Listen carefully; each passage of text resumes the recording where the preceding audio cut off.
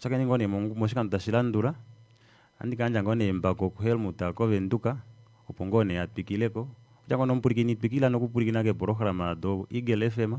No kalangone opurikina ike ko kete moletu.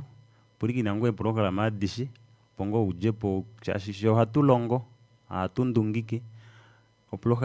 Programa de dishi o dafa fana. Na tuchake ni yongo mandaka potundia fafana.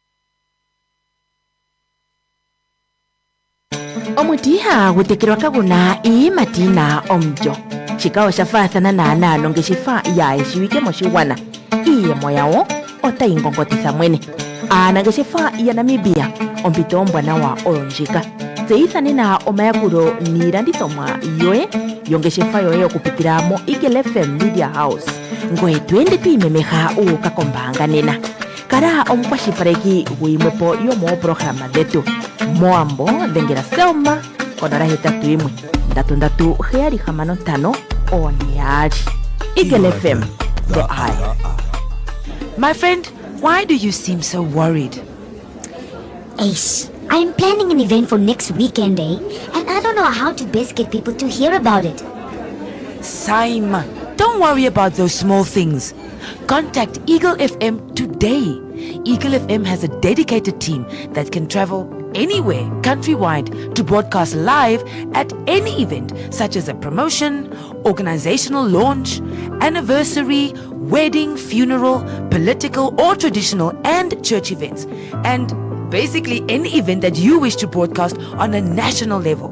Call them now and talk to Monica at 081 270 3727 or the office number 083 2888 400. Eagle FM, the eye. No matter where you are, if you have a mobile device, you can tune into Namibia's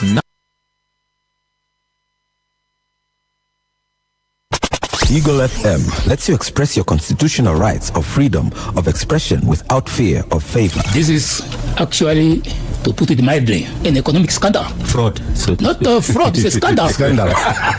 Why do you give a tender to somebody who does not have capacity to build? Why should you do that? You know a person who does not have a capacity to build. Eagle FM lets you talk. That's why I'm always telling people in Parliament, let me not take up my Katatura manners. Right. Because I grew up in Katatura. And I will not hesitate to tell you off if it is needed to do. Be part of the debate by setting the agenda. My response in terms of Rwanda at 6% is that we had been there before. We've had 6% growth before. It's not something that Namibia has not achieved in the past, and it's not something that Namibia will not be able to achieve in the future. Eagle FM, the eye. Yeah, Mpurikini camping and Imbiga, and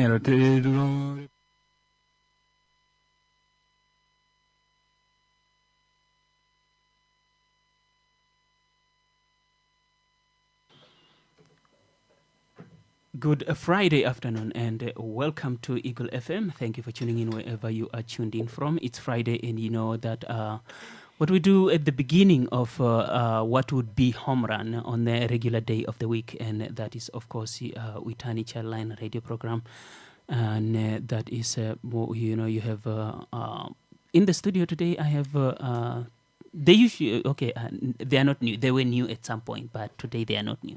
I think it's safe to call them veterans at this point. But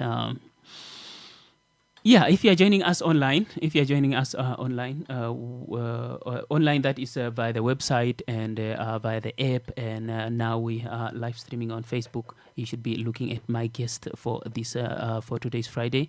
Today's discussion here on Wetani Childline radio program is inclusion, stereotypes, and myths. And presenting the topic are Helena and Michaela. Good afternoon, guys. Good afternoon. How are you doing today? All good. And welcome.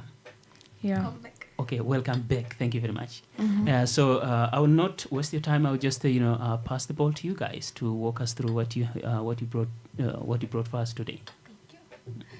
Hello everyone. Welcome back to another exciting episode of Wetani Childline radio program.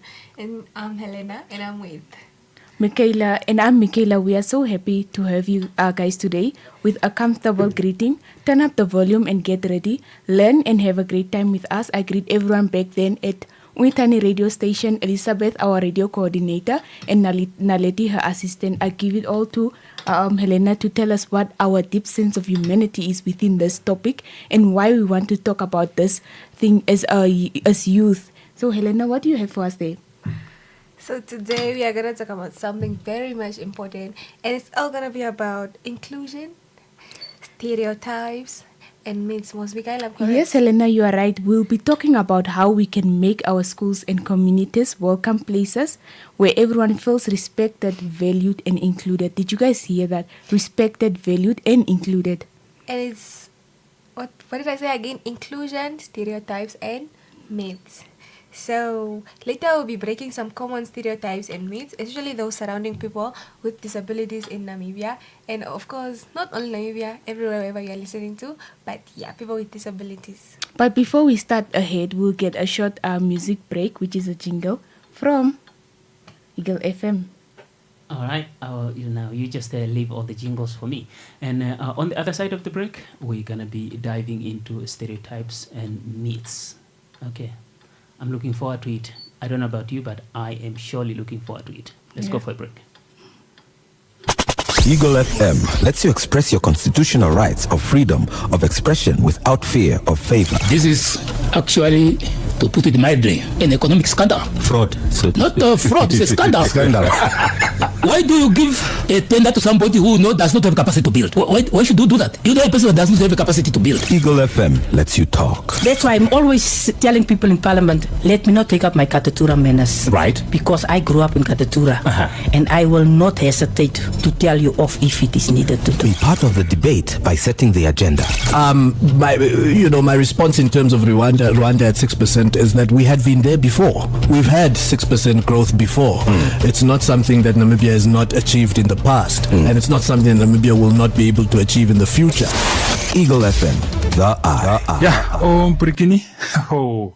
Mpurikini.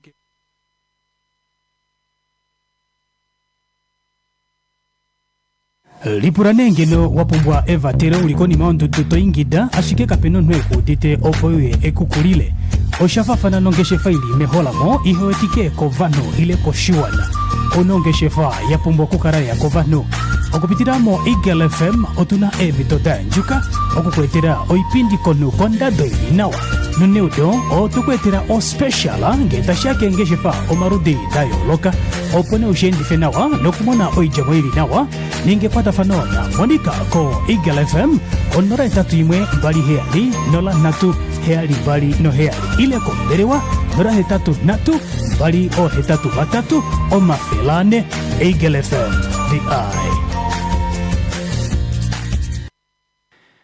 Welcome back, and we continue where we left off. And if you just tuned in, you are listening to Wetani Childline radio program. And just remember where we left off was myth. And ladies, help me out here. It's myths and Stereotypes. Myths and stereotypes. And inclusion. Myths, stereotypes, and inclusion. Yes. Okay, you're the bosses here. You take it away. Yeah.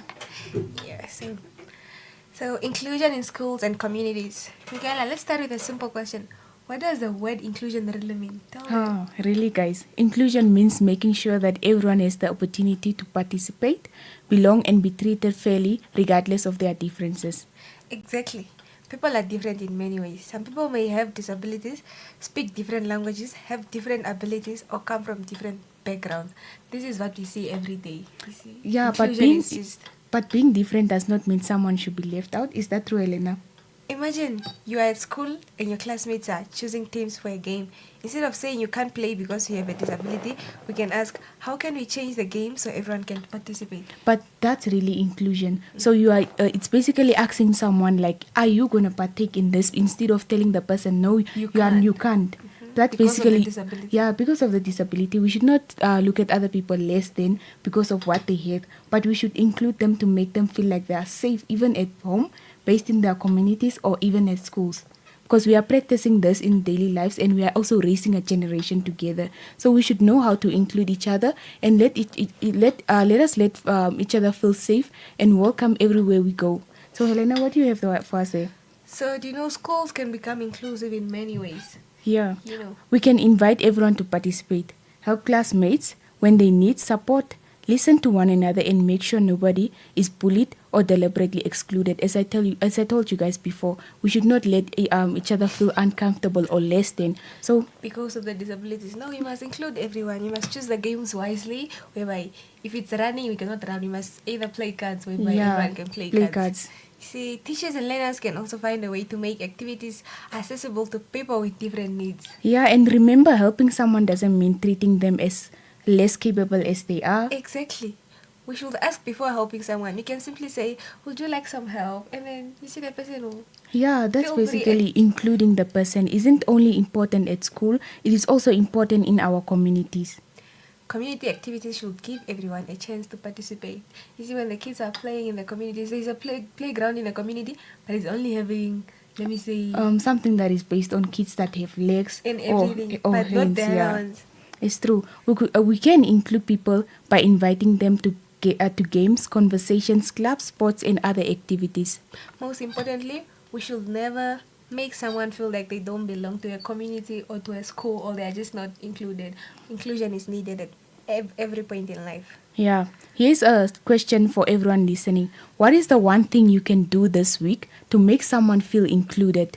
Just think about it and just answer yourself. Just help the community, help someone out, Yeah. so they don't feel like excluded. Maybe you can invite someone to join your group, sit with someone who is alone, help a classmate, or simply say, hello, can we have something to do fun? Yeah. Yeah, even though we know that there are some schools that are done writing this week and they are closing, by next time when you get back to school, make someone feel comfortable. Let it be something that is productive in your life, so that you can also feel like you made someone really feel comfortable in a way that you are bringing forth a better fundamental to someone else's life, to make them feel happier and safer at school, even though they feel less than at home. So Helena? Not only in school, it can also be at work. You see, Even- people get me in this Eagle FM and is that one person without an arm, then they'll be like, no, you cannot touch the mic. People won't allow the person to touch the mic, to use the mic because it doesn't have the arm. Yeah. But not only in school, Schools, also at workplaces. at the communities as well. Communities and everything. Everywhere. Yeah. So remember, small acts of kindness can make a big A difference. very big difference. Yeah. Because Inclusion is very important. You must include everyone in whatever you're gonna do. It's Yeah. important. It's needed, you see, in our daily lives. yeah. So our next session we'll get a jingle from Girl FM, and then we start off with our next session, which is breaking stereotypes and myths.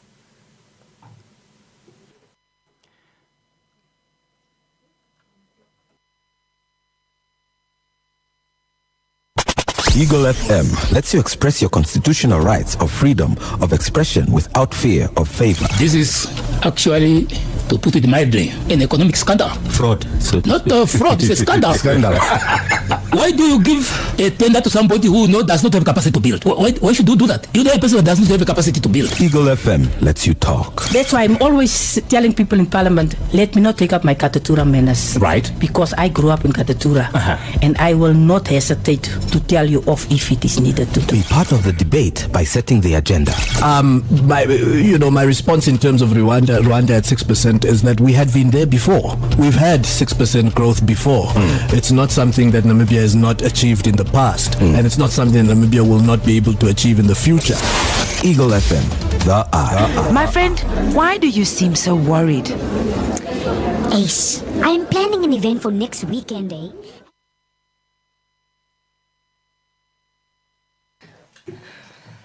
Breaking stereotypes. Go. And myths. So it's breaking stereotypes and myths. Yeah. All right. So, and now it's time for our second session, breaking stereotypes and myths. But first, what's a stereotype? So, Michaela, I think a stereotype, I don't think generally a stereotype is general belief or assumption that people in a particular group are all the same. And stereotypes can be harmful. Did you know that? Yeah. Because they can make people feel judged, misunderstood, or excluded.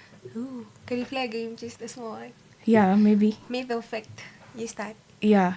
Myth number 1. People with disabilities cannot do things for themselves. Is it true, Helena? Myth. It's a myth. Yeah. So, very big one. People with disabilities can learn, work, create, participate in sports, make decisions, and achieve their goals. Everyone has different strengths and abilities. As she said, that's what is this? The question I really asked was a myth, and I answered it forth in a way that people with disabilities can work, create, and participate in sports and do everything they really need to do. Yeah.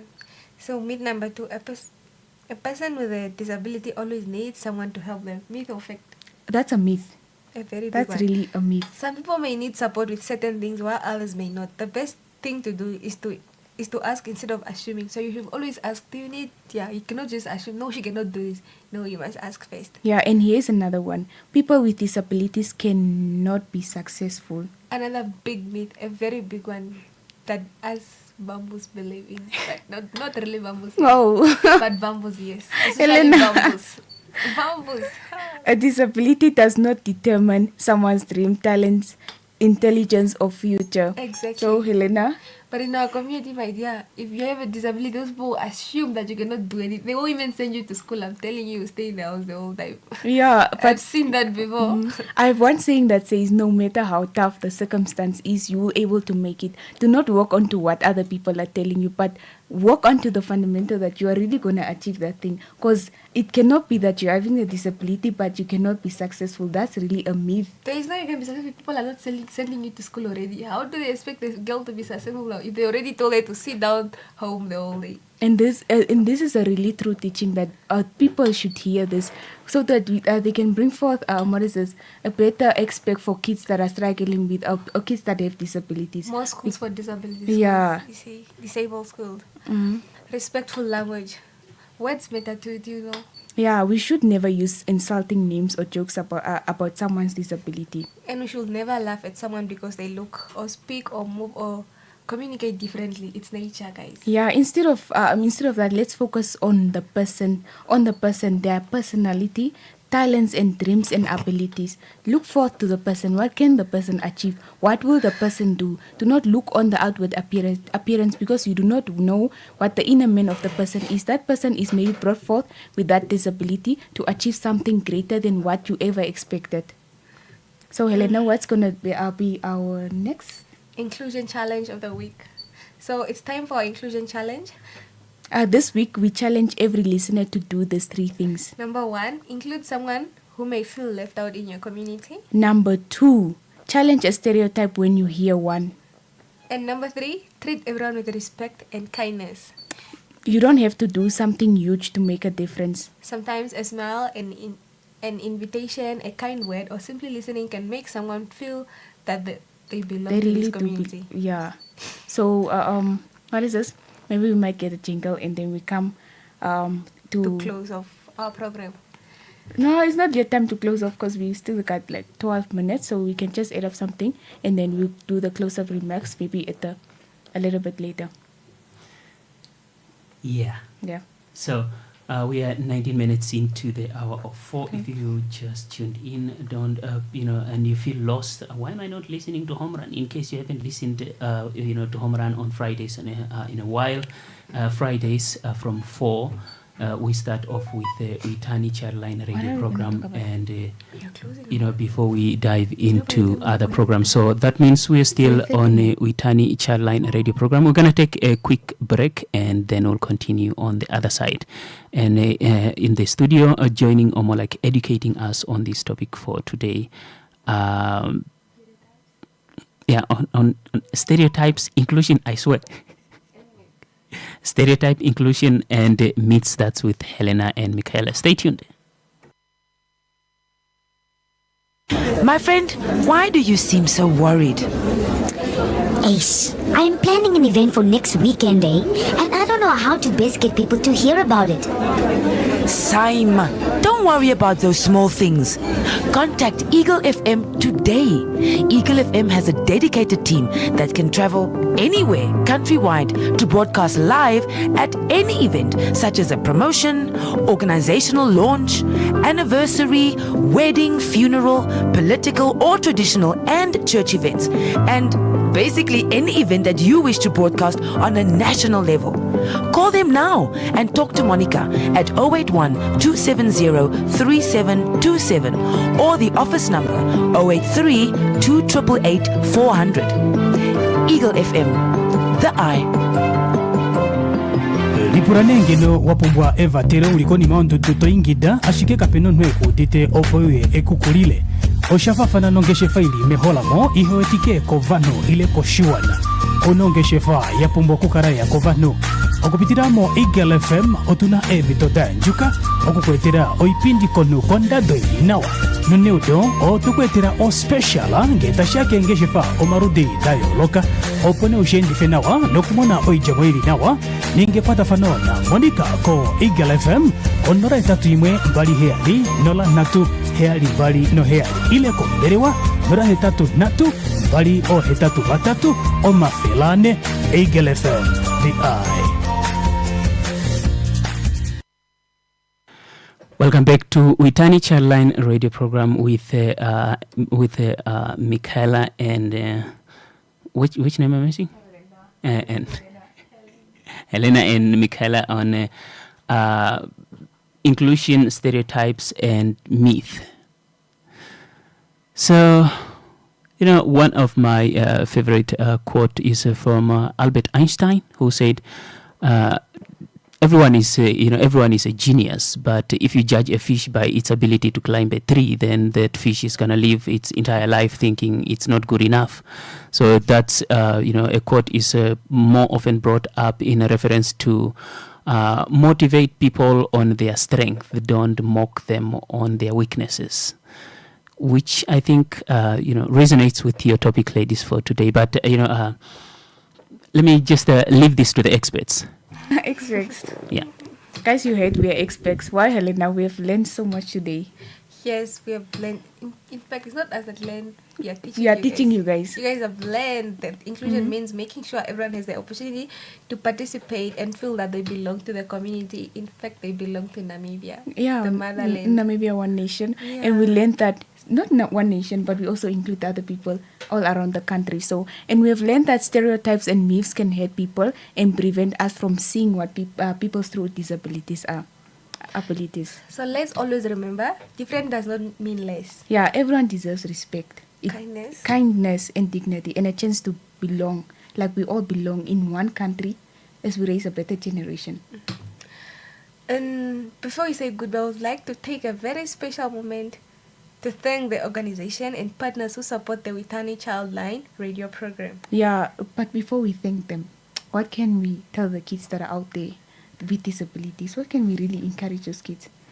So, guys, you guys are not left out. Like, we are one. We just need to stop some of these games, actually, where the games that don't include everyone. But now, I think I've seen people with disabled people running. I think making a race. I've seen that. I think now, especially in the other countries, but we also do have people that are talented in Namibia that bring forth that talent out. But we should identify our talents and learn to stand up for ourselves. We should not look forth on what other people says to us, but we should stand up with our confidence to make it all, even if we do not have that kind of. Tell them you can do this. Yeah, you can actually do it. Yeah. Because we are all here to bring forth something that is better. Yeah, you can dream bigger. Dream bigger, guys. Doesn't mean, no, I don't have one arm, I cannot do what. You can do anything. Yeah. You can do everything. Yeah, as we say, they do deserve respect. They do deserve kindness and a dignity. So they should have a chance to stand up and to bring forth what they want to in the country and as well as in the nation. We must respect them. Yeah. And always give them special treatment so they feel like they are human. Yeah. They are human as young kids. Also, even as adults, there are people with disabilities that do struggle and have grown up with that mentality of like, I cannot make it because I have this type of thing. But today they are, you see, they grew up in different communities and just going through a lot. But today they are people with better. They actually do get educated. We do have kids for schools for disabled kids. Like example, is it in Kommersdal? I think it's in Kommersdal. I think we also have one. Yeah, at Dagbreek, just opposite here, Eagle FM.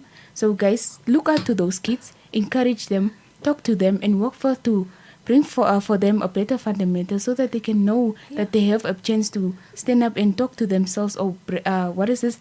Do what is necessary for them. And we also have one. I think in the north we only have one, the Elua one. I don't know if there are two, but that is the only one that I know. There are two. One. I don't know. Okay. I only know one so far, the special one. Okay, but thank you for that, guys. A huge and heartfelt thank you to UNICEF, Lifeline, Childline Namibia, and the European Union. Thank you for supporting children and young people, promoting their rights, and helping us create awareness about important issues affecting children and communities. Your support helps us reach more young people with messages of kindness, inclusion, protection, and empowerment. As we have raised forth this topic, not a lot of people talk about it, but we came as Uitani Childline radio presenters to bring forth something that will raise a better generation. Oh, because of you guys. If it was not for UNICEF, Lifeline, Childline Namibia, we couldn't have been here. And we could not even speak about it. But your support helps us reach more young people with messages of kindness, inclusion, and protection and empowerment. We truly appreciate your partnership and your commitment to making a positive difference in the lives of the children and young people in Namibia. From all of us at Uitani Childline Radio Program, thank you. Thank you for spending your time with us today. See you guys next time. I'm Michaela. And I'm Helena. Until next time, keep learning, keep caring, keep including everyone, and stay safe online. Good day, guys. Have a blessed weekend. And those were Helena and Michaela with Uitani Childline, and you are listening to Uitani Childline radio program. And today's topic was inclusion, stereotype, and myths. Sort of ties into last week's program that was differently abled people, that was with Elvis Masule and Phoenix Faith. So they, I like how your topic are sort of like transitioning into one another. And thank you very much for that wonderful, informative piece of message.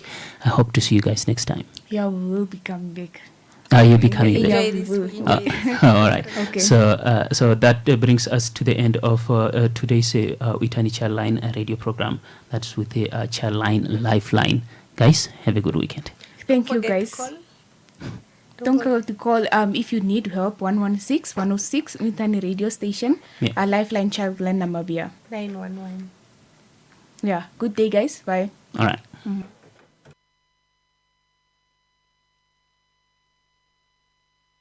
My friend, why do you seem so worried?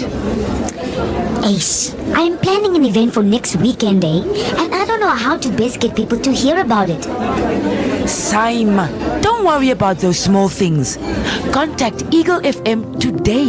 Eagle FM has a dedicated team that can travel anywhere countrywide to broadcast live at any event, such as a promotion, organizational launch, anniversary, wedding, funeral, political or traditional and church events, and basically any event that you wish to broadcast on a national level. Call them now and talk to Monica at 081-270-3727 or the office number 083-2888-400. Eagle FM, the eye. Lipuranengelo wapumbwa Eva tere ulikoni maundu tutoingida ashike kapeno nweku dite opoye ekukulile oshafafana nongeshe faili meholamo ihoetike kovano ile koshiwana onongeshe fa yapumbo kukaraya kovano okupitiramo Eagle FM otuna emitoda njuka okukwetera oipindi konu kondado inawa nuneudo otukwetera o special ngeta shake ngeshe fa omarudi dayo loka opone ushendi fenawa nokumona oijamo ili nawa ninge kwata fanona monika ko Eagle FM onora tatu imwe mbali heali nola natu heali mbali no heali ile konderewa nora hetatu natu mbali o hetatu batatu o mafelane Eagle FM the eye.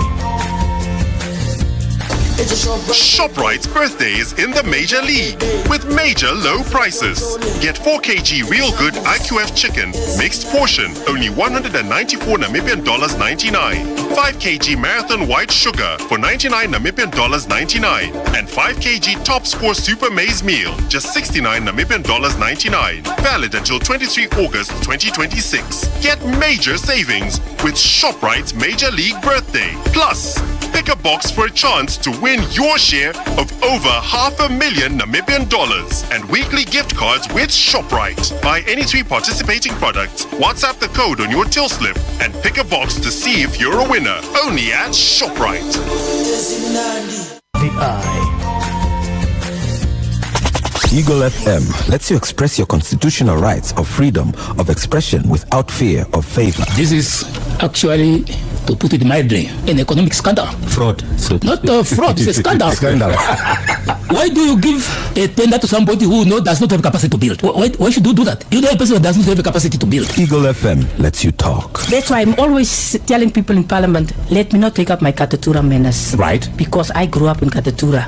And I will not hesitate to tell you off if it is needed to do. Be part of the debate by setting the agenda. My response in terms of Rwanda at 6% is that we had been there before. We've had 6% growth before.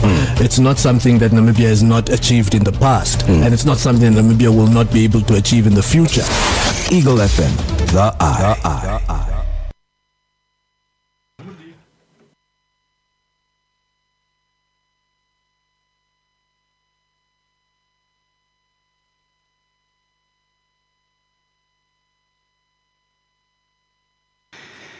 Welcome, and now let's start with Home Run. That's a transition from Uitani Childline radio program. So we continue with Home Run as usual. That is until the hour of 7 with your favorite duo on your favorite talk radio station here on Eagle FM. And it's Friday, and today's topic just fits the day. Because we're going out for weekend. It's a good time to talk about academics. I think that's why, that's one part why I find today's topic somewhat, interesting, because it's centered around academics, information gathering, and basically, it's basically like talking about local content creation in a way that we talk about the extractive industry, aka processing everything at home. Yeah. But this one is all centered around academics. So we're just talking about research and development, information gathering, and everything being done right here. Well, which helps a lot because, look, I'm just tired of the whole idea. I didn't actually get the bleak picture that you introduced in my head after you pointed out that the people that we finance to go and study at all kinds of fancy universities outside the outside the country, outside the continent, the intellectual property information that they are creating is left with those universities when they come back here. So that means for them, even if after they graduate summa or magna cum laude and they come here and we receive them with a traditional dance at the airport. We do that a lot. I don't know why, but we do that a whole lot. We are abusing it at this point, guys. Hamud, I think that's only now kept for the athletes. That's for your family to go sing and dance at the airport for you and your international qualification. No, true. We have to look at the realities. Do you know who gave the best, not speech, but sort of like description of what we've been talking about for the past year? Yeah. Policymakers go and sit together, and throw beans and food around to get to the gist of a new piece of legislation. Yeah. And then the reality on the ground is the complete opposite, or it actually counters what a policy or piece of law wants to achieve. And it comes from that book that I showed you just now. Yeah. It was the speaker, Speaker Kugungelwa Amadela. Yeah. She was sort of like the keynote speaker, of that event, of that book launch. And it speaks volumes, Helmut, because she has been in the executive of the government, and she's now in the legislative of the government. Yeah. And in both scenarios, she's got a wealth of knowledge to basically describe to anyone out there how you can sit in a lovely air-conditioned office, or like us in a studio, have an idea of something, but the reality of that idea is either 5 versions far divorced from that idea. From reality. And from the reality that you are thinking of, because the reality out there is 5 versions of it, depending on where you are. Yeah. And then we get to a discussion, obviously, of like this one that we've got, which actually speaks towards rural development, basically. Yeah. Because the guy that calls himself Mr. Nilaleg, he cited that they've had goals or targets met. Yeah. They were aiming for 20,000 people at one stage, and they achieved beat the number. 65,000 people that actually joined onto, which speaks very good to looking after the natural environment, looking after these, because the natural environment in its entirety is a resource. If you guys did not know, I'm just reiterating that. So, but then as I sat there listening to his particular address, I realized where the activities are taking place. Because he mentioned a lot of them are in the far north of Namibia. And there is a real need for across Namibia, from urban to rural zones. Why I say urban to rural zones, obviously an urban zone has its own particular response mechanisms, departments, budgets, and so on, which has obviously been the picture that you and I cited regarding the complexities for governors to stand in front of the nation, give a State of the Region address, and you and I, we can literally go like, yeah, you're just talking about one side of your region, or it's under this particular conditions of your region, or it's that dimension. Where are the other voices or the other dimensions of data in your region? Yeah. Plus, and I think this is why we should really overhaul the whole State of the Region address. First of all, you can just tell. That's actually a good idea. Yeah, you can. Be overhauled. Yeah, you can just. I mean, if you have ever listened to, you and I have listened to multiple State of the Region addresses, and one thing that you can just pick up from the get-go, all you just have to do is just listen to one, and you know that 90% of it is a gloss through. Yeah. Now, that gloss through of that information can be attributed to a lot of factors. One which would be obviously not enough time to get into into each and every sector with regards to what's taking place. Take for example, in security. Yeah. Yeah, in agriculture, in education, what's happening to pensions, and when you're talking about education, education is split in like 2 main branches, especially institutional speaking, because you have high institutions and you have the low institutions, and to understand what's going on in all these branches, in all these sectors, you need a very robust information gathering system and compiling and processing, in order to break it down in a way that is very, digestible for those of us that are not statisticians. So this is where I really, agree with your idea that the NSA, The NSA has a very big responsibility, which I don't think, the responsibility is so big, a lot of us don't understand just how big that responsibility is. But until you start listening to things like State of the Region address or State of the Nation address or budget unveiling, that's when you begin to realize that, there are gaps. There are gaps. There are information that you'd like to know more about crimes statistics.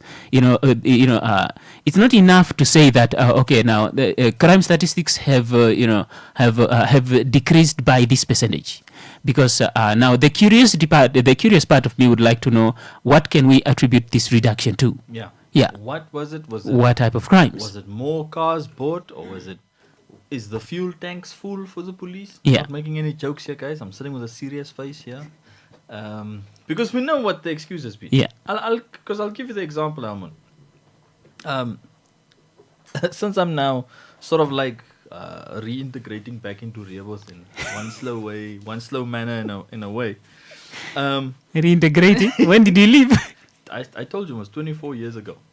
Yeah. So now that my sister is there now, so now I go visit her like regularly. So my sister then tells me, Dwight, the stories that you would read on the town's Facebook page, Yeah. how the people would complain about the police response to events and situations in the town. It's always every Friday night. Now I understand why the police reports that we, the media, get every Sunday accounts for Thursday, Friday, Saturday, Sunday. Because it seems that's only when you Namibians decide to cause havoc. So is that from Thursday? So Monday, Tuesday, Wednesday were really nice. No, we are peaceful.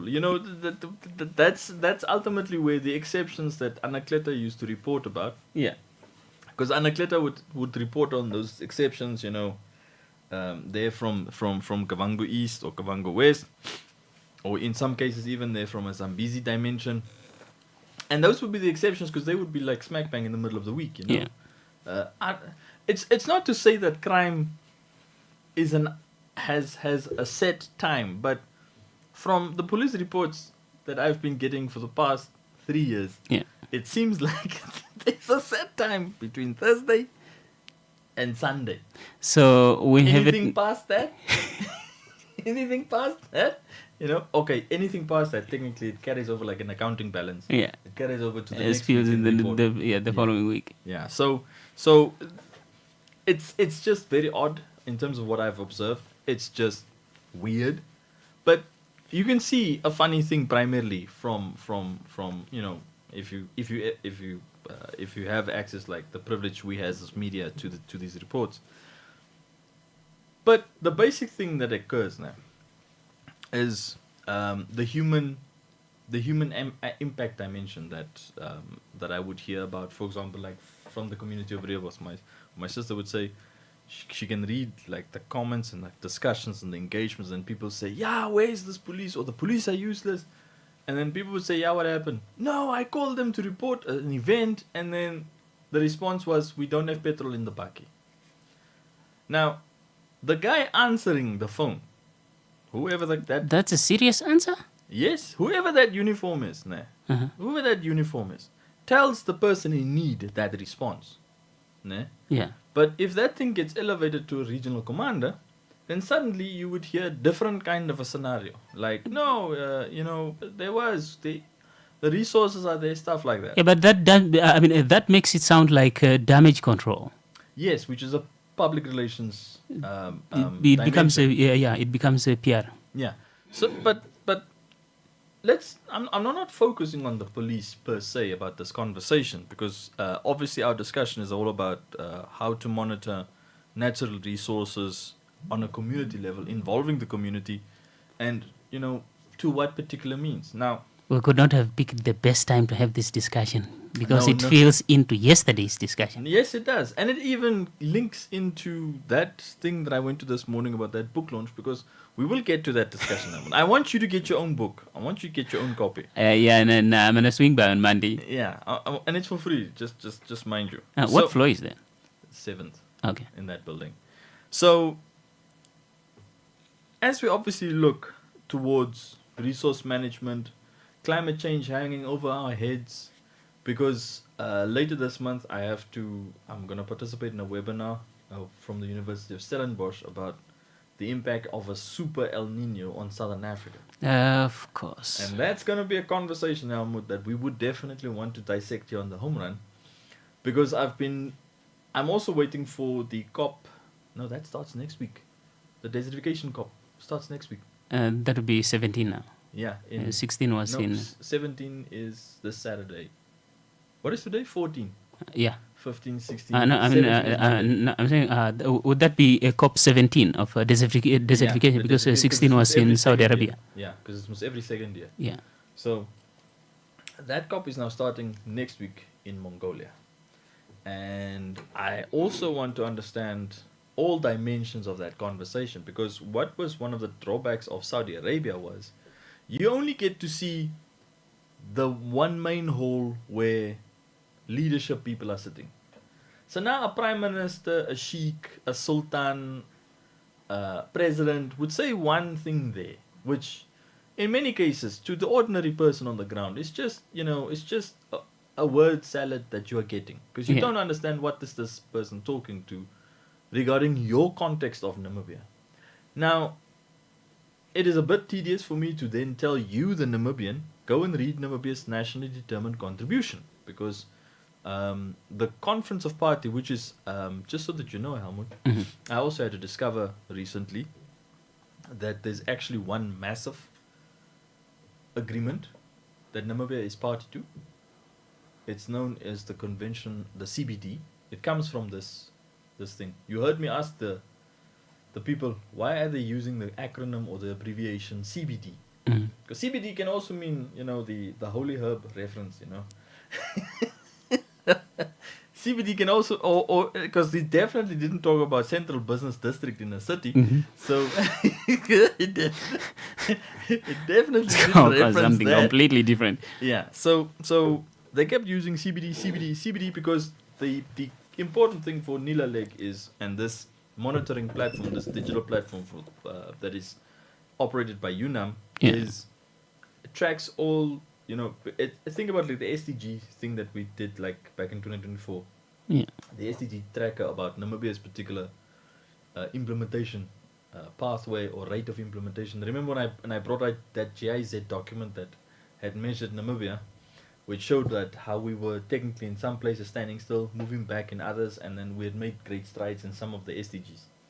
So this particular platform tries to do what that SDG tracker does, but it takes the climate agreements.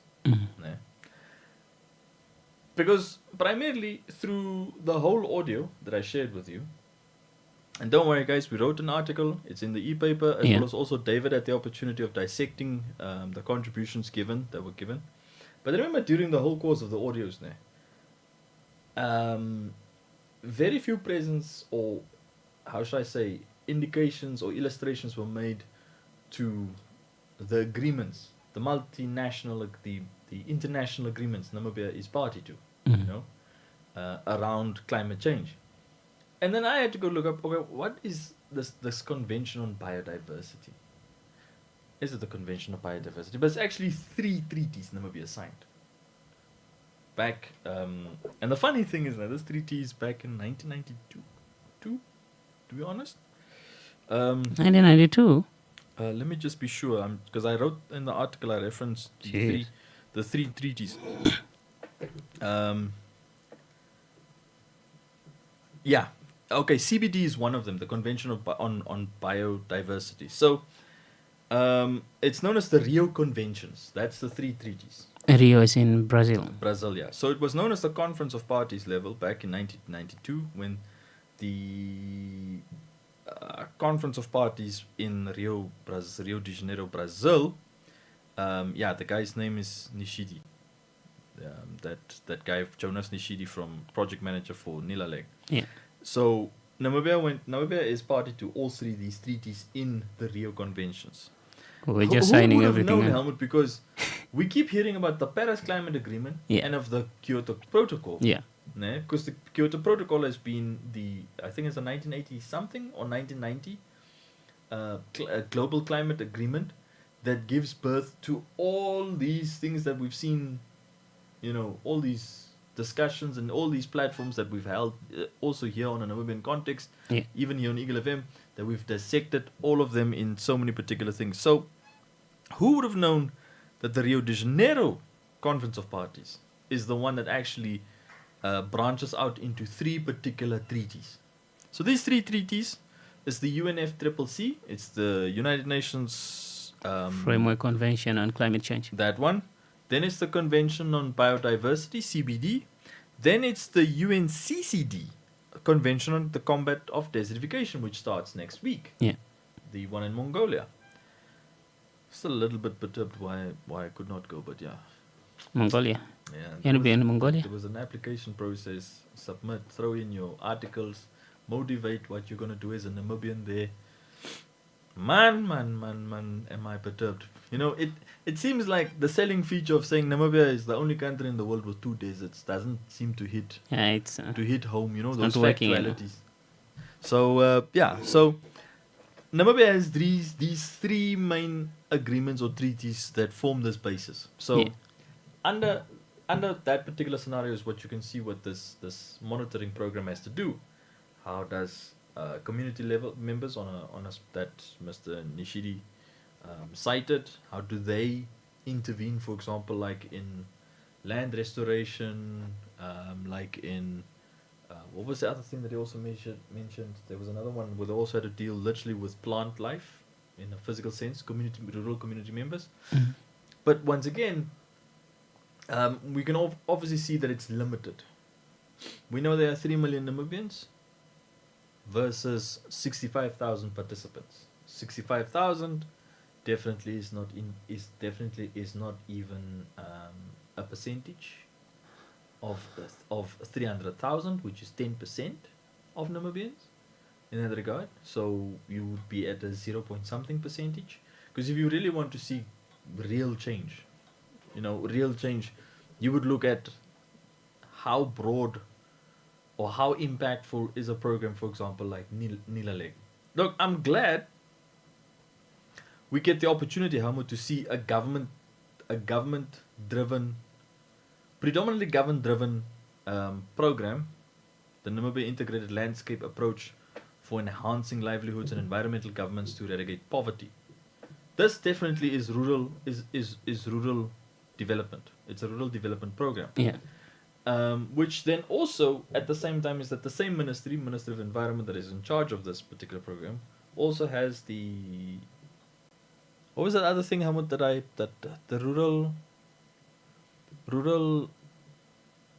rural integrated... What is that other thing's name, toch, man? Was it mentioned in the discussion? No. Oh. We did it last year. We dissected that thing.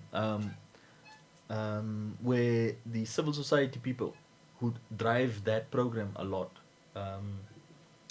Community-based resource management, that's all. CBRM. Community-based resource management. CBRM, yes. We dissected that one. Now CBRM and Nilaleg, in names, they sound completely different. Mm-hmm.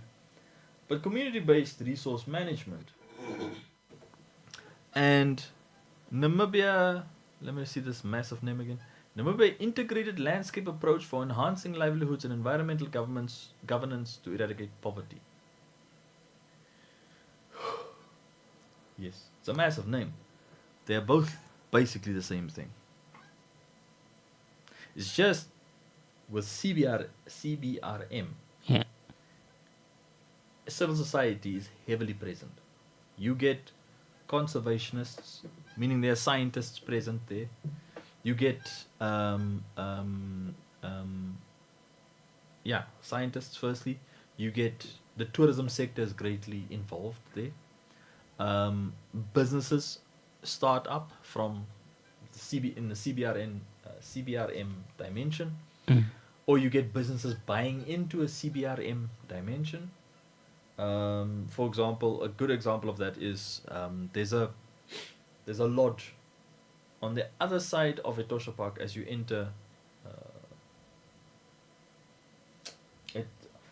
It's run by Namibia's largest lodge company.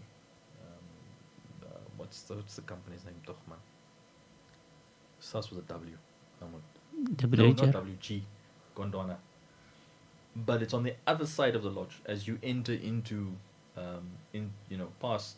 You're now across the red line, the veterinary cordon line. In terms of imaginary thinking, you came through Ochadan Juba. You came through into Etosha. This from Ochadan Juba. Yeah. And when you exited that end, you're past the red line. You just imagine that you're past the red line. Yeah.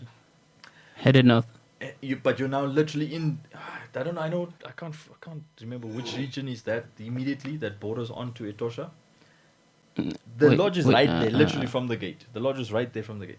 Now that is definitely a CBRM and a Nila leg dimension. You can immediately see it because actually it's a CBRM dimension because the community is involved, or the local community, whether it be a communal or traditional authority, communal land board or traditional authority, they're because that land becomes communal land when you enter on that side of the national park.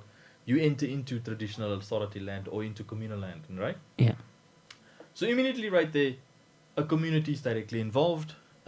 So there is a CBRM dimension.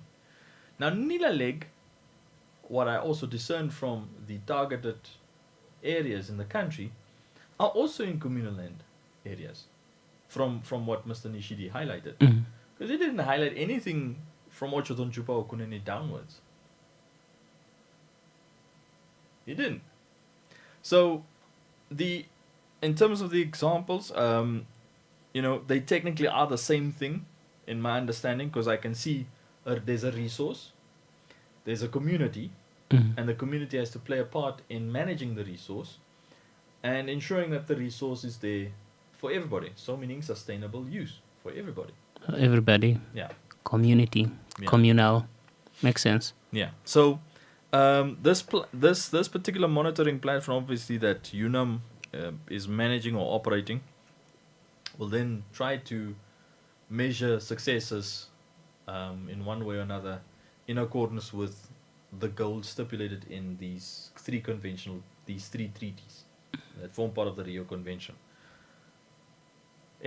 Basically, in a nutshell, that's the particular aim. Now, this is where my pattern recognition goes nuts now. Stop making me famous, Helmut. Stop making me famous. Thanks, man. Yeah. This is where my pattern recognition now goes nuts, because every time that every time that we bring up discussions, especially around initiatives that are more focused in rural areas than they are in urban areas. It's like much of the activities is centered around what's taking place in mostly rural areas. It speaks to inclusion if you look at it, because you're talking about getting the community involved in whatever it is that you're doing. And basically, governance is supposed to be centered around that, and that's exactly why we have, things like, consultations, public stakeholder engagement. So it's very superb in terms of inclusive in reference to governance. Yeah. Yeah. So it also it becomes very important in the discussion around urban to rural migration, because. But when you start looking at it from a resources management, you just don't want to manage it. You just don't want to manage it from central government. You want to have, this is also why I like civil society organizations, because they are more involved. Because the whole idea behind civil society organizations is to be on the ground with people, rather than just sitting in some air-conditioned room somewhere in the capital, assuming what's going on the ground. Yeah. And I believe that now for central government, that's where I really appreciate your standing committees, whether it's a National Assembly or National Council. So the point is to be on the ground, to try to understand what is going on by getting involved, by going hands on. Now, there's something that was pointed out by Mr. Ngishidi, that is it something like we don't want initiatives that die with the project? Yeah.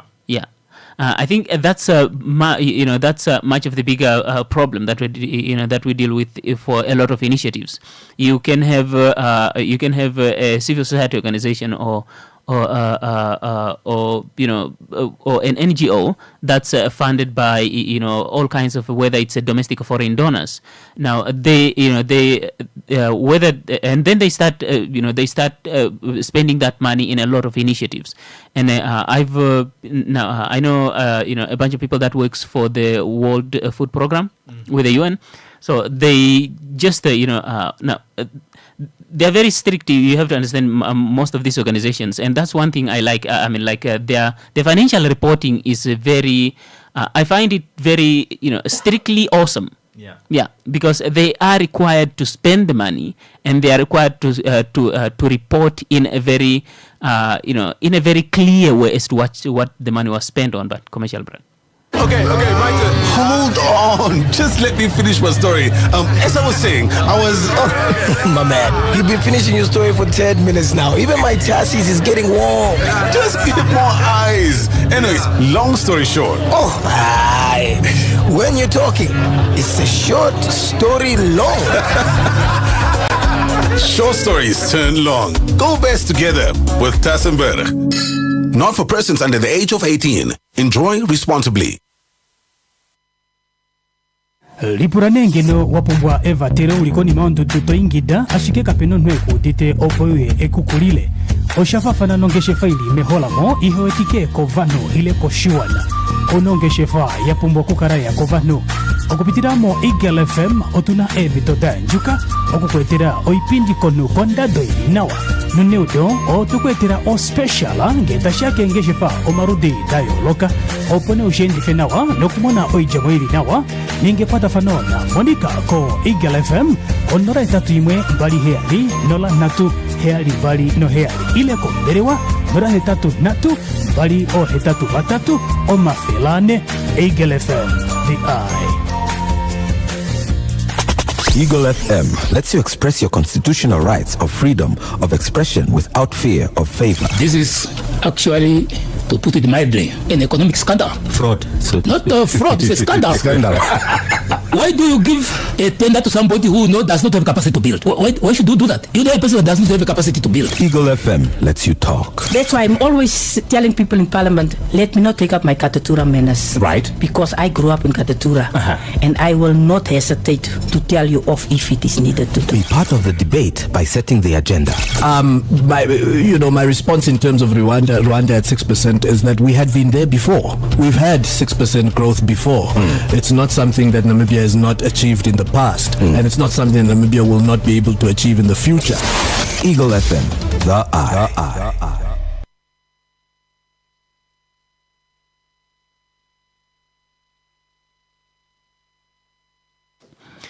Welcome back. 2 minutes into the hour of 5, and you're listening to Home Run with Helmut and Dwight on Eagle FM. So, back to the discussion of creating initiatives that are created by mostly projects, whether it's an NGO, civil society organization, say WhatsApp group, and then they have a tendency of dying, with the project. The initiatives tends to die with the project, and I what came to my head when Mr. Gishidi said that remember the sounds of Nam initiative that we had. Yeah. The one that you and Chicken had. Yeah. I mean it.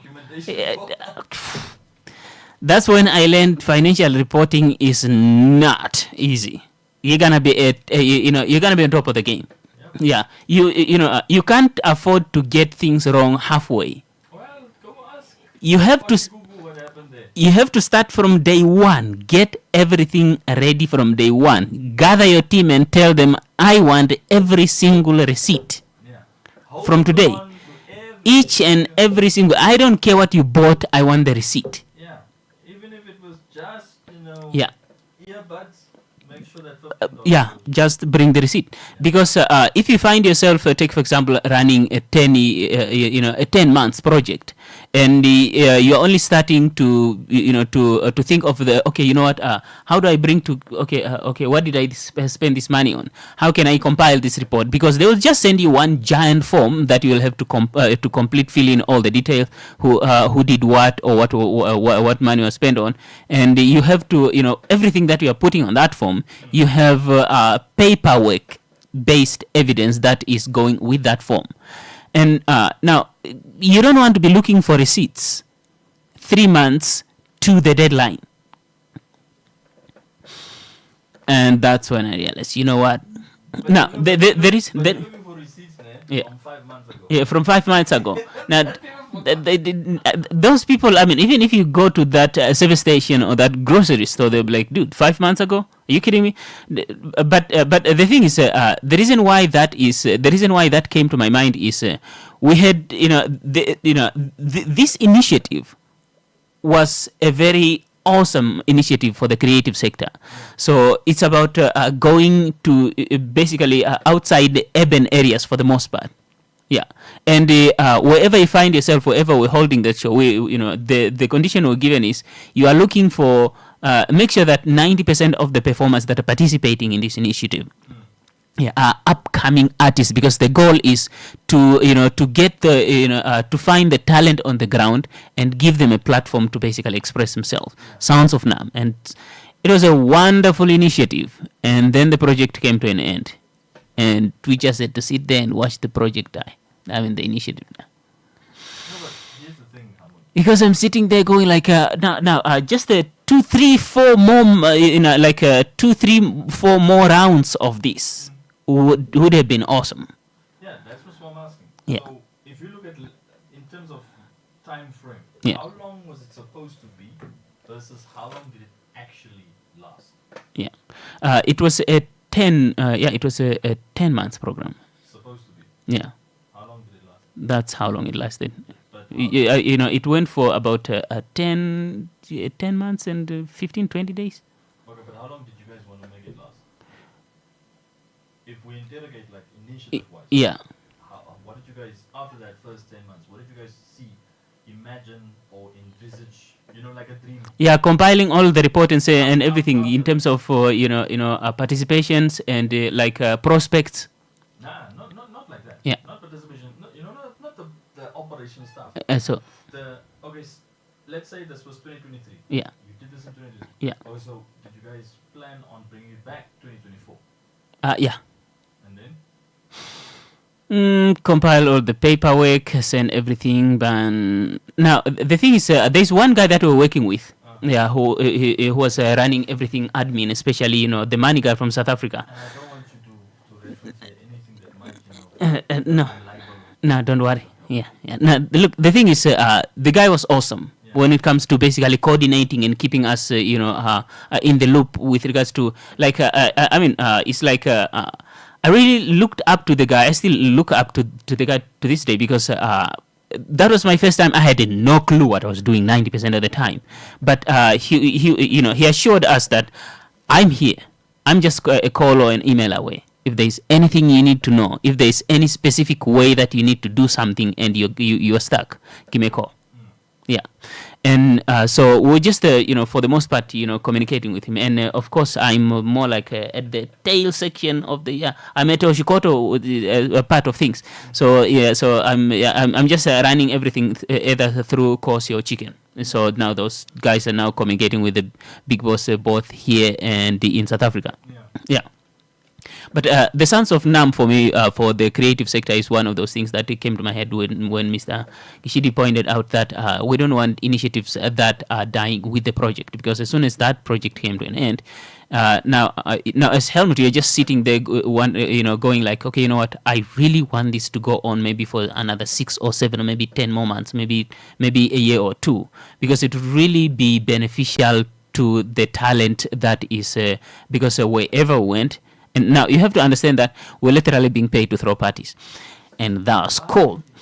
And now, that's what entertainment is about. It's about creativity. No. I understand that. Yeah. Yeah. But the thing is, the fact that when the project came to an end, the entire initiative basically fell apart. And that was That's the question I'm asking. yeah. Why? It was mostly one, the financing, because oh boy, the logistics. You know, you need a lot of logistics because now you need you obviously need well your own sound system, but we didn't have that, so we had we kept renting because I mean which was a good idea because that's also one thing that you know that the donors wanted to point out. Yeah. So you have the sound system guys. So you have now the sound system guys. Maybe they just have the sound system, but they don't have the bus to basically carry everything around. So you also have to find someone with a vehicle that's big enough to carry everything. And now you have to now wherever we went, one of the requirement was make sure that just don't walk around with a bunch of rental cars. If you are going to, hold a show in Kobabis, for example, make sure that the creatives, 90% of them are upcoming, and 90% of them are coming from that particular town. Okay, so it's supposed to be a scenario of proving local content. Yeah. Wow, that was difficult, It was because I can understand why they would put a limitation on you guys, for example, to say no bouncers, security guards, clubs, and get everything exactly from that community. Yeah. And that's a good idea. Primarily, because if you think about it like in a business case sense, right? Technically, because this is a project that you guys came with. Yeah. But if you look at it from a business sense case, the business sense case would have been the intellectual properties there that you guys had. And then you've got to make this a thing that sticks. Yeah. It did stick, because you guys did find out what are the growing pains and the likes. Yeah. But I can still see specifically into the next year. Let's say the next year. Yeah. If you look at entertainment helmet, there's something that you guys could suffer from, known as fatigue. What? Not like actual, like physical fatigue. No, not that fatigue.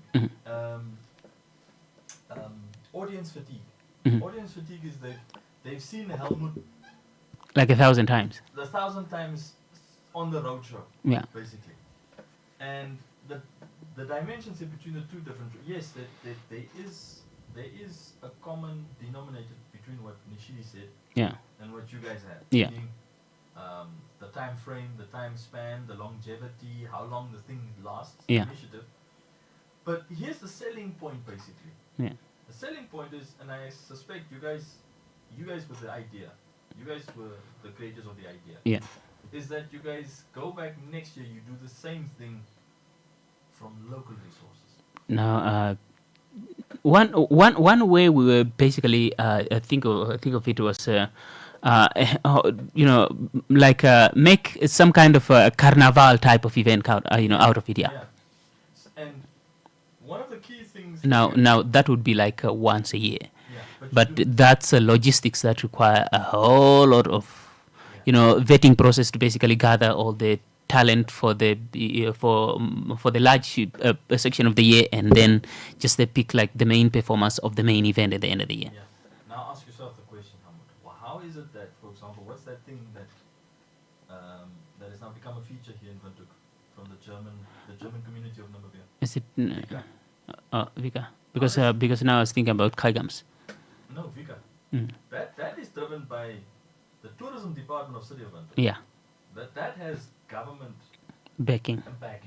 I'm talking about a social setting. Yeah. Because you guys were operating in a social setting. Yeah. Vika Lake is a social setting. Yeah. You guys knew what the product was. You knew what you wanted to do. You knew how you wanted to get this thing Namibianized, basically. Yeah. Which is also what Nila Lake tries to do. But go and look at the older templates that exist still in Namibia, like Vika. Yeah. If you go look at Vika, how does Vika still come about? Well, there are dry years, yes. You will see the bus looks a bit like a truck, like someone's tipper in 1 year. Last year there would have been a G-Wagon to transport the Vika king and queen. Yeah. And this year it's someone's double cab. You can see that people... There's a decline in quality. No. A decline. No, there are...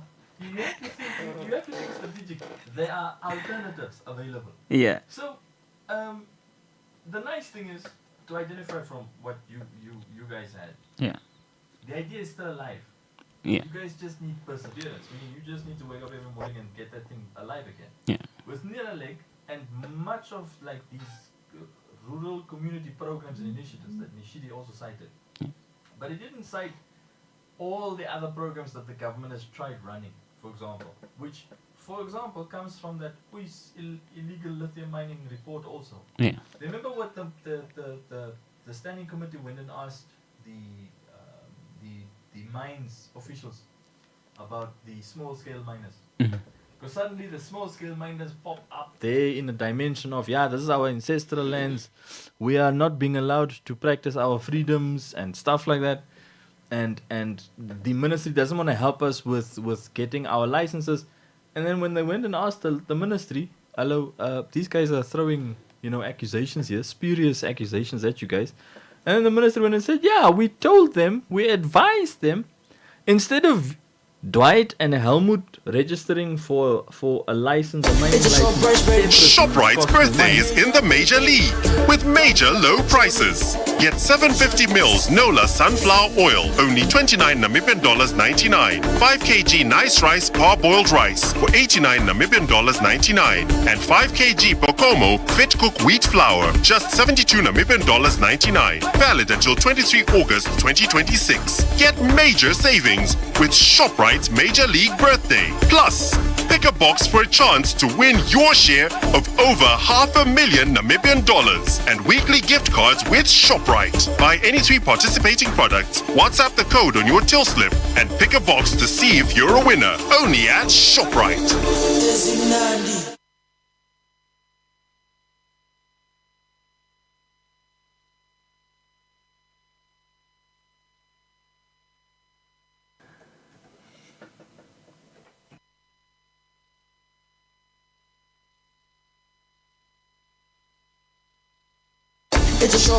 ShopRite's birthday is in the Major League with major low prices. Get 750 mils Nola sunflower oil, only 29 Namibian dollars 99. 5 kg nice rice parboiled rice for 89 Namibian dollars 99. And 5 kg Bokomo fit cook wheat flour, just 72 Namibian dollars 99. Valid until 23 August 2026. Get major savings with ShopRite's Major League birthday. Plus, pick a box for a chance to win your share of over $500,000 Namibian dollars and weekly gift cards with ShopRite. Buy any 3 participating products, WhatsApp the code on your till slip, and pick a box to see if you're a winner. Only at ShopRite.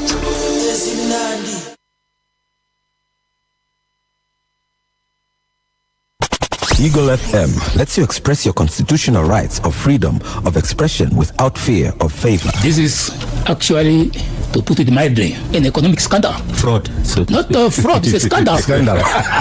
Why do you give a tender to somebody who does not have capacity to build? Why should you do that? You know a person that doesn't have a capacity to build. Eagle FM lets you talk. That's why I'm always telling people in Parliament, let me not take up my Katatura manners. Right. Because I grew up in Katatura. And I will not hesitate to tell you off if it is needed to do. Be part of the debate by setting the agenda. My response in terms of Rwanda at 6% is that we had been there before. We've had 6% growth before. It's not something that Namibia has not achieved in the past, and it's not something that Namibia will not be able to achieve in the future. Eagle FM, the eye. Lipurane ngeno wapumbwa Eva tere ulikoni maondo tutoingida ashike kapeno nweku dite opoye ekukulile. Oshafafana nongeshe faili meholamo ihoetike kovano ile koshiwana. Onongeshefa yapumbwa kukaraya kovano. Okupitiramo Eagle FM otuna emitoda njuka okukwetera oipindi konu konda doili nawa. Nuneudo otukwetera o special ngetashake ngeshefa omarudi dayo loka opone ushendi fenawa nokumona oijamoiri nawa ningepata fanona monika ko Eagle FM onora etatu imwe mbali heali nola natu heali mbali no heali ile komberewa nora hetatu natu mbali o hetatu batatu o mafelane Eagle FM the eye.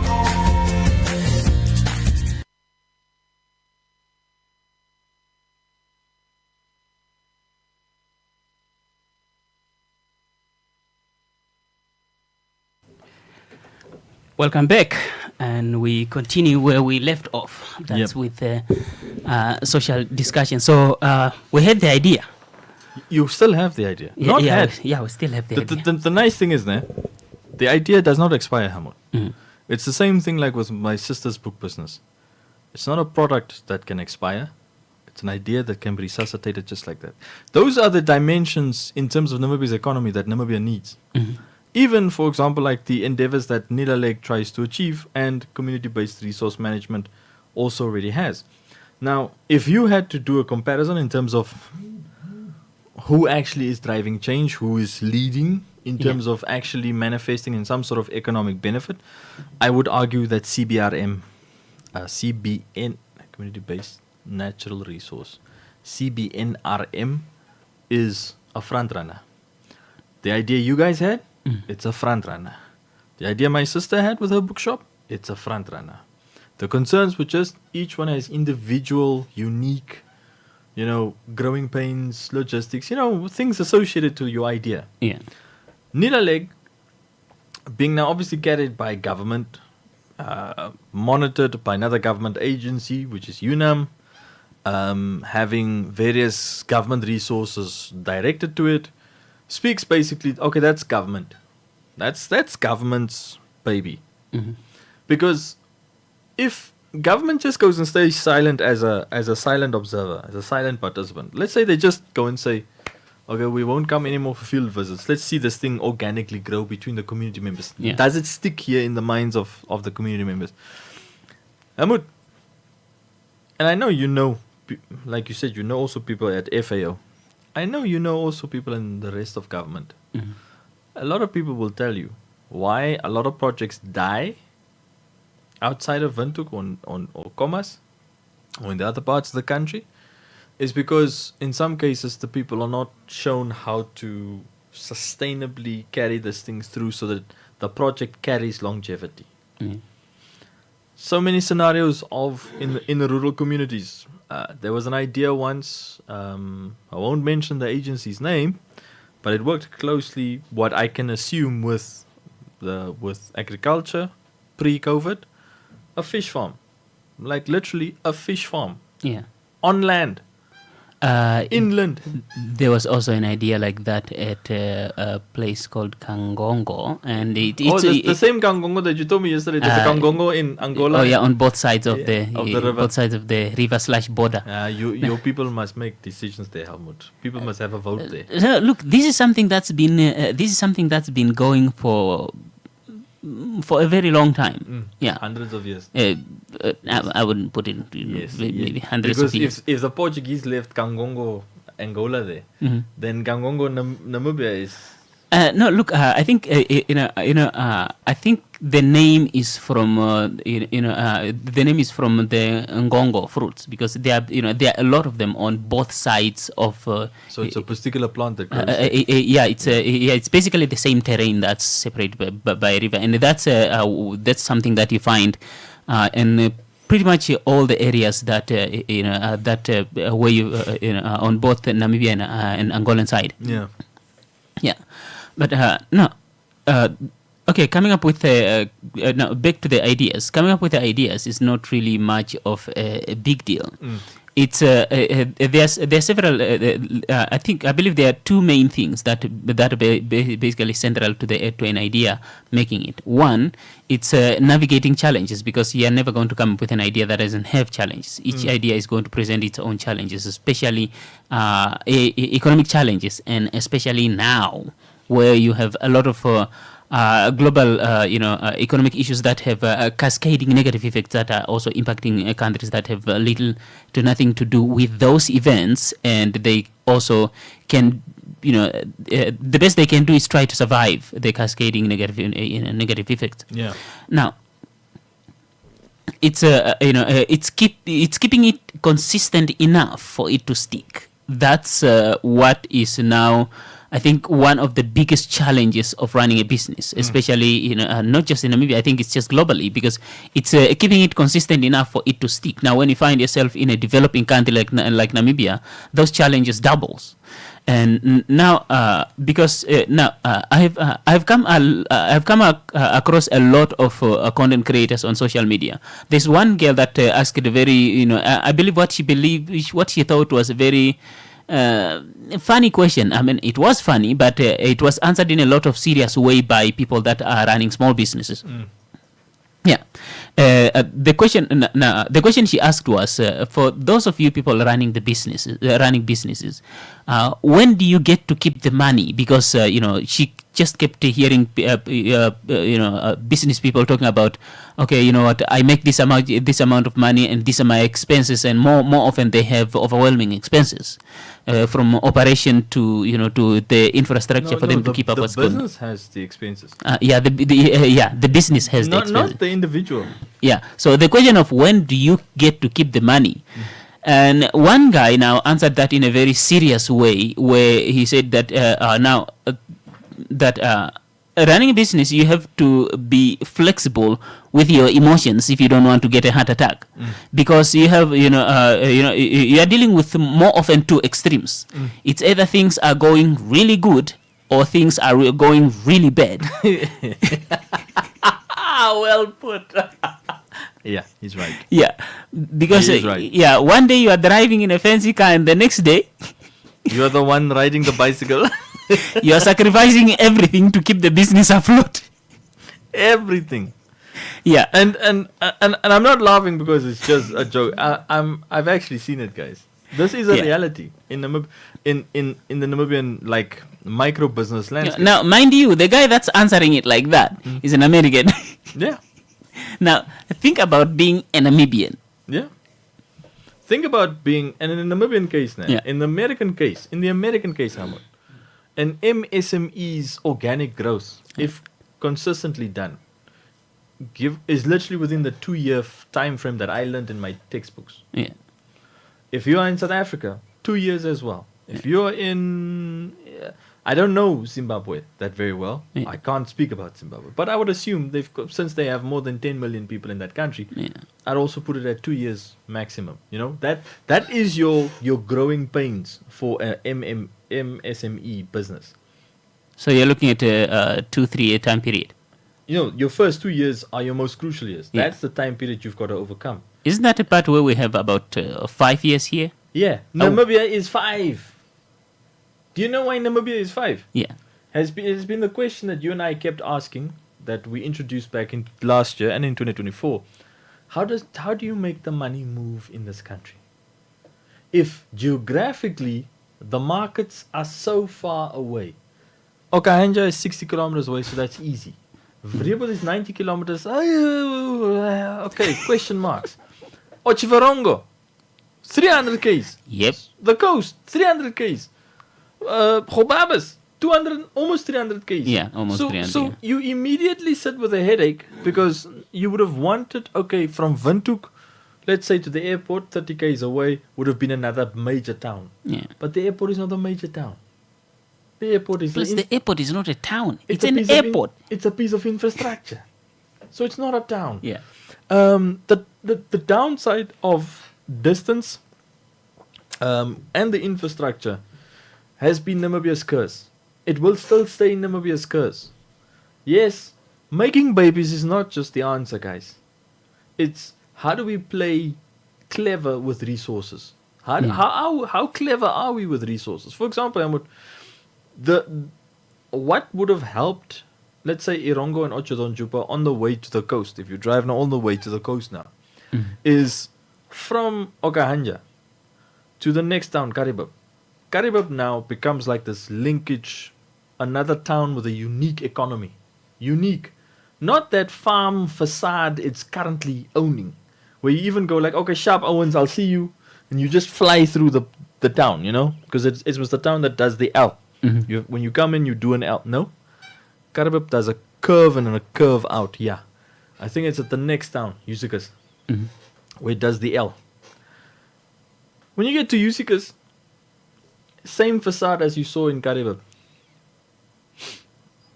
It's half dead, half alive, half asleep, half awake. You don't know where you are. You know where you are. But you can see the first thing that both towns need is serious investment in the property markets. property markets allow for new people to move to those towns, new projects, new businesses, new ideas coming up. You guys could have been like an introduction to such an idea.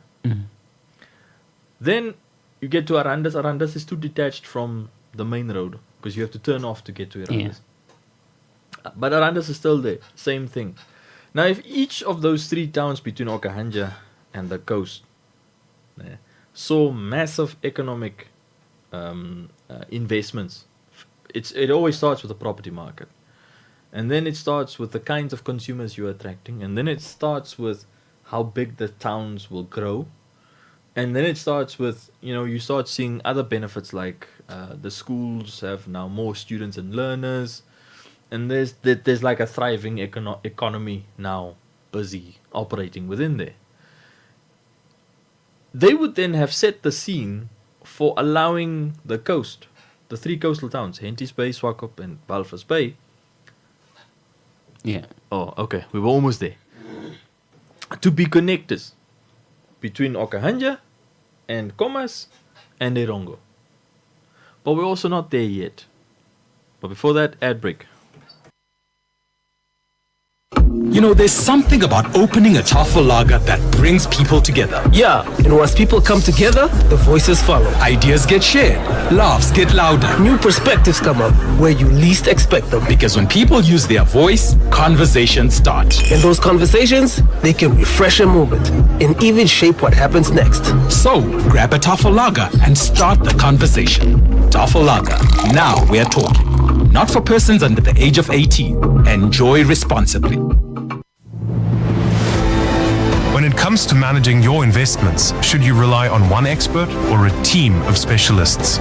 With a multi-managed portfolio from Alex Forbes, your funds are guided by carefully selected investment experts working together to pursue more consistent outcomes. We pair the right managers behind the scenes so you don't have to manage multiple relationships. Strengthen your investment destination. Visit alexforbes.com today. Alex Forbes Namibia is registered and regulated by NAMFISA.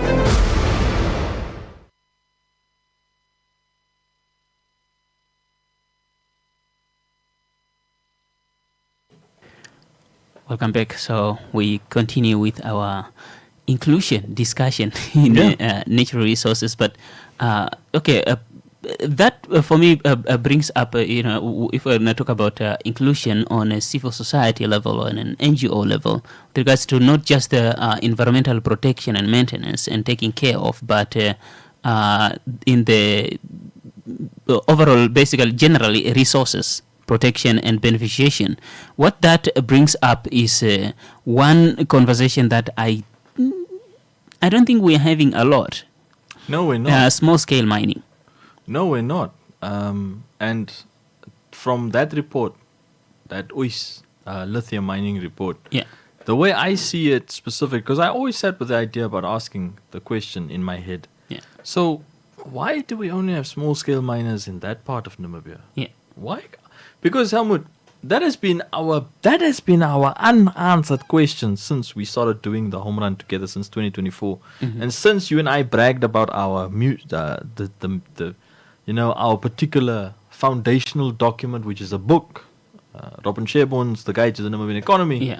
We've been asking the question, but the question had been staring at us in our faces: why don't we have more small scale mining? I think it's the centralization issue that we are dealing with here, not the centralization as in the way that we, the problem that we have as a country.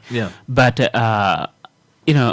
small scale mining, as you can imagine, just in their operations on the ground themselves, I don't think they are as connected as they should be if they want to build, an industry, small though it may be. Now, I'm saying that because I'm looking at it from the perspective of just how the informal market operates.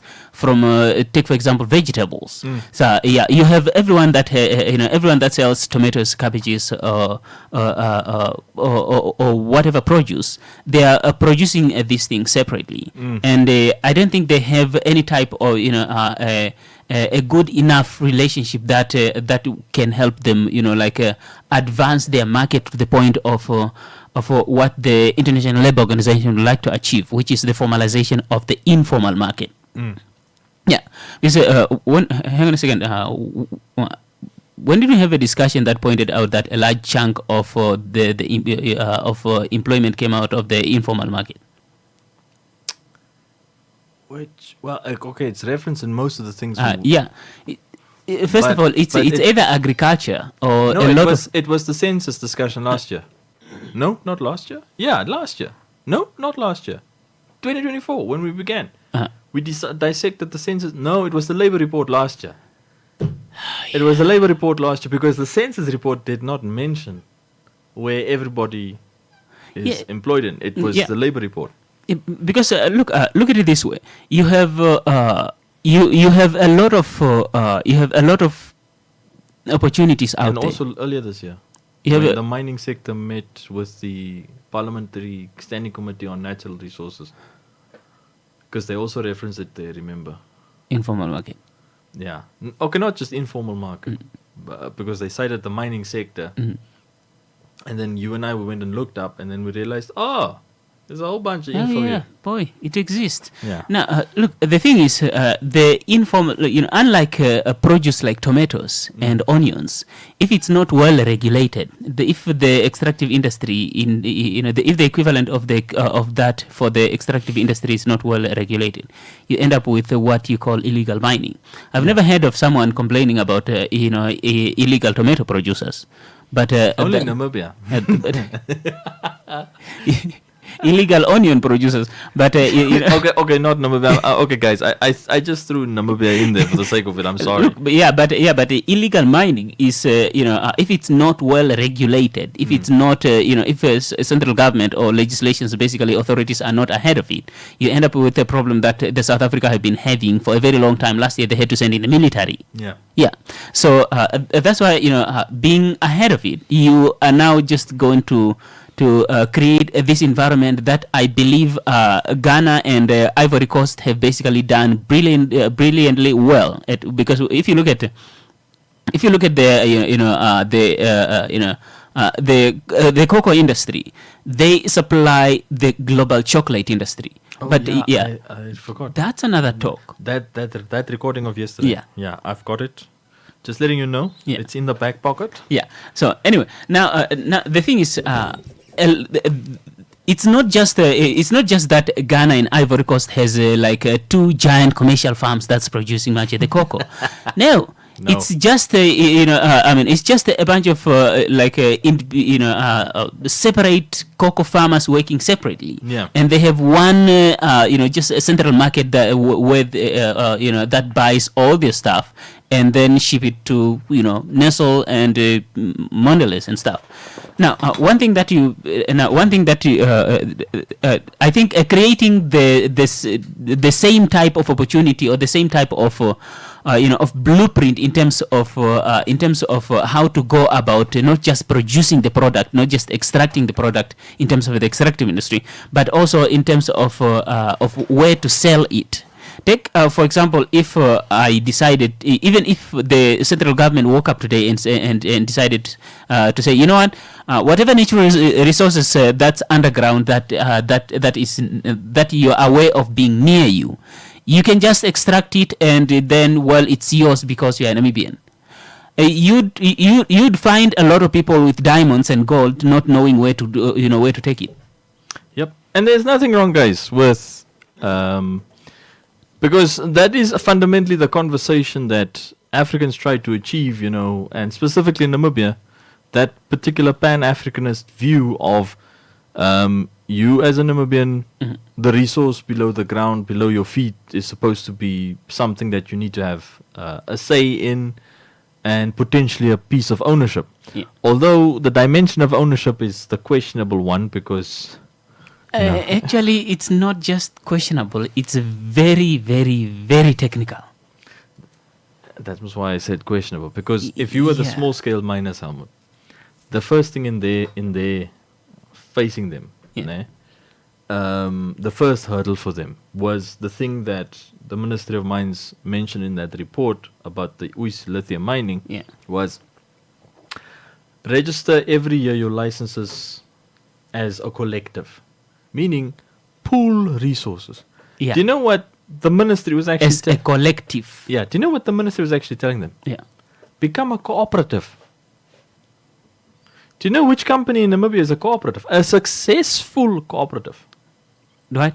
Much of the multinational companies are, have. There's a reason why they have group at the end. Yeah, because they were a World Bank group. Volkswagen group. There are 3 partners, 4 partners. Somebody, they contributed things. Yeah. A lot. That's something that I find very fascinating about much of these multinational, conglomerates, because you'll just have group at the end. Because I think that would be a very nice lesson for a lot of, for a lot of us that are trying to build something up. That it's collaboration. Collaboration is key to surviving. Yeah, it is, because with those small scale miners, the Ministry of Mines and Mines at the time of that report back in 2023 was basically telling these guys, become a cooperative. As a cooperative, you pool resources. As a cooperative, which technically is a company, you have the ability to meet everybody's needs. Plus, you have a lot of bargaining power. You can appoint a CEO. Yes, you can employ people, but at least you would know, as a small-scale miner, there's an entity doing all the heavy lifting. Helmut, when you guys were doing the Sounds of Nam, did you realize all the administrative headaches? I remember you were still sitting here like late at night, making phone calls. After our show, guys, after our show, Helmut would be here sweating buckets for no reason. Admin is not easy, believe me. Yeah, you were not used to admin. I am used to admin. No, I don't think I'm. Not that I'm pitching here for. I don't think I'm going to get used to admin for an administrative job, but if people don't know about the heavy lifting in documentation handling, archiving, monthly deadlines, meaning you need to know to make payments, to submit, to update things every month, for example, to NAMRA, Social Security, your local authorities, particular fitness, or what that department that manages fitness. And just for the interesting sake, I must now use a laundry to the other my personal heavy lifting of my laundry. I use a laundrette, and I stood there reading yesterday the what's the thing's name? The terms and conditions? No. The fitness certificate that Sirivan took issues to. Yeah. And it's interesting, Helmut. The certificate looks like a basic thing. It has an expiry date, so it means every year you've got to renew this thing. Yeah. And then and you can obviously see the burden it places on businesses. Yeah. And I mean, if you can see what a cooperative can do, it can do all the heavy lifting. Now, this also means that this idea of a cooperative, guys, can even help you with your community development initiatives. If you're in a communal land area or in a traditional authority zone, you can suggest this idea, because it becomes you can actually firstly manage resources. You can manage inputs and outputs, which are also resources in a way. You can manage the direction, the strategic direction of not just the project, but also the entity, and then how it then culminates in what direction the project takes. Yeah. Because it doesn't help you come speak to my family with my wife and kids and my dog and cat, Goeterse, and you go speak to Helmut with his wife and kids. Separate. And donkey and horse and cow and goat, Goeterse. And then we are two different, sides of the same coin. We are Namibians, yeah, but we are in two different scenarios. Yeah. So you've got to understand a vehicle to use in order to achieve your goals. I don't know if we've registered more cooperatives from community-based scenarios, but monitoring would become easier. Yeah. Would become Plus, way easier. Compiling, whoever is doing the paperwork, you're making it easy for them to put that information together in terms of financial reporting, for example. And there's a face, there's an identity, there's a contact number, there's an email, there potentially would be a website to reach. besides now having to identify out of a massive ministry, where do I go for what? For example, I'm not saying that the ministry is not easy to navigate, but I'm just citing we are accumulating these organizations in Namibia that are starting to look a bit big, Helmut. And we've also got to identify dimensions of how do people actually maneuver within Namibia. And I'm talking about the economy-wise. Yeah. Remember the discussion on markets and the green on consumer markets, small markets, where the guy with the broccoli didn't understand, or technically did not know he didn't apply market research, which was very funny. I mean, the first thing it's very interesting. Well, from what I could discern, he's probably a trust fund baby. He's probably a trust fund baby. And he didn't understand the first thing. Look, there's nothing wrong if you're a trust fund baby now. Mm-hmm.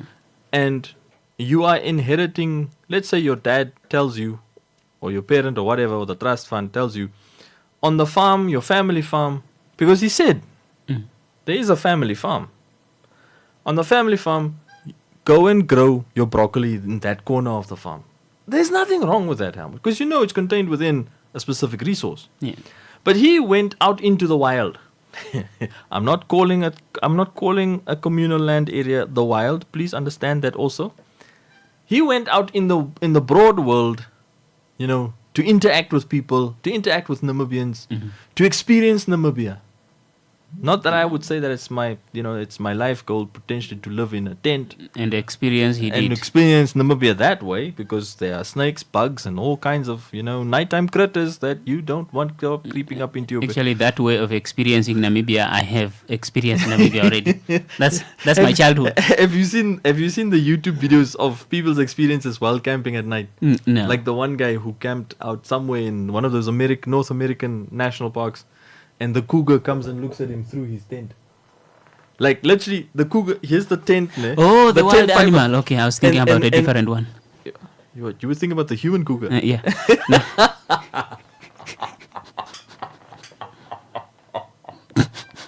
Okay. Oh my goodness.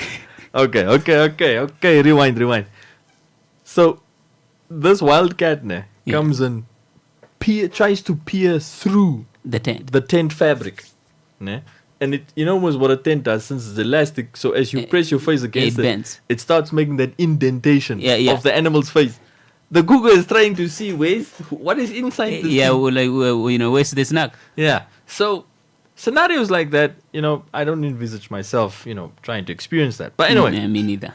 So the broccoli guy, our favorite other personal, reference point in our discussions, he didn't do his basic market research. Yeah. Now, luckily for him, some of his inputs technically were within his cost parameters. Yeah. So because he said, I remember in that audio, at the end of the audio, that much of the costs were to the tune of 10,000, while he was busy rehabilitating the piece of land that technically had been exhausted at the time. That was exhausted because of monoculture crop cultivation. Yeah. So that particular exercise obviously showed, okay, so he's running his total costs over 3 years, because the last 2 years, which were the years of basically sowing the seeds, seeing the thing grow, watering the plant, the plantation, and then harvesting. That last 2 years forms part of the 5-year period that he spent there. But the first 3 years was just him rehabilitating and camping there. So he had no house. He doesn't have a house. So you can immediately see from his endeavor, his costs were contained within 5 years. Because I'm taking his word for it. I don't have. He's just living in a tent, so you don't have to worry about all the urban expenses. But he did have a car. Yeah. He did have a car, so he needed to buy fuel. Yeah. He did have a cell phone, so he needed electricity and stuff. Yeah. So there were other particular inputs and costs also associated to this initiative, to his endeavor. Yeah. So that's his plan. That's his plan. Your plan was unique to you.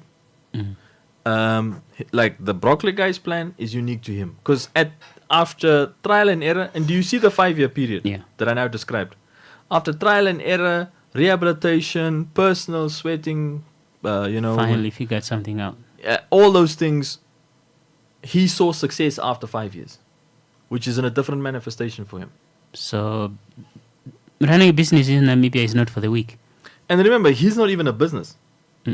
He's a one-man show. Yeah. He's a solo show. He just went and said, you know what, let me go and try and grow broccoli. There is no business. There is an activity that makes money. And it worked in a way. No, but it now has worked for him. It has now led to something positive for him. Because now he does have the opportunity to supply directly to a retail market. So, in many cases, you don't have to break your head, guys. For example, like this monitoring discussion associated to Nila Lake. Ne? Now, Helmut, would it also not be sufficient enough?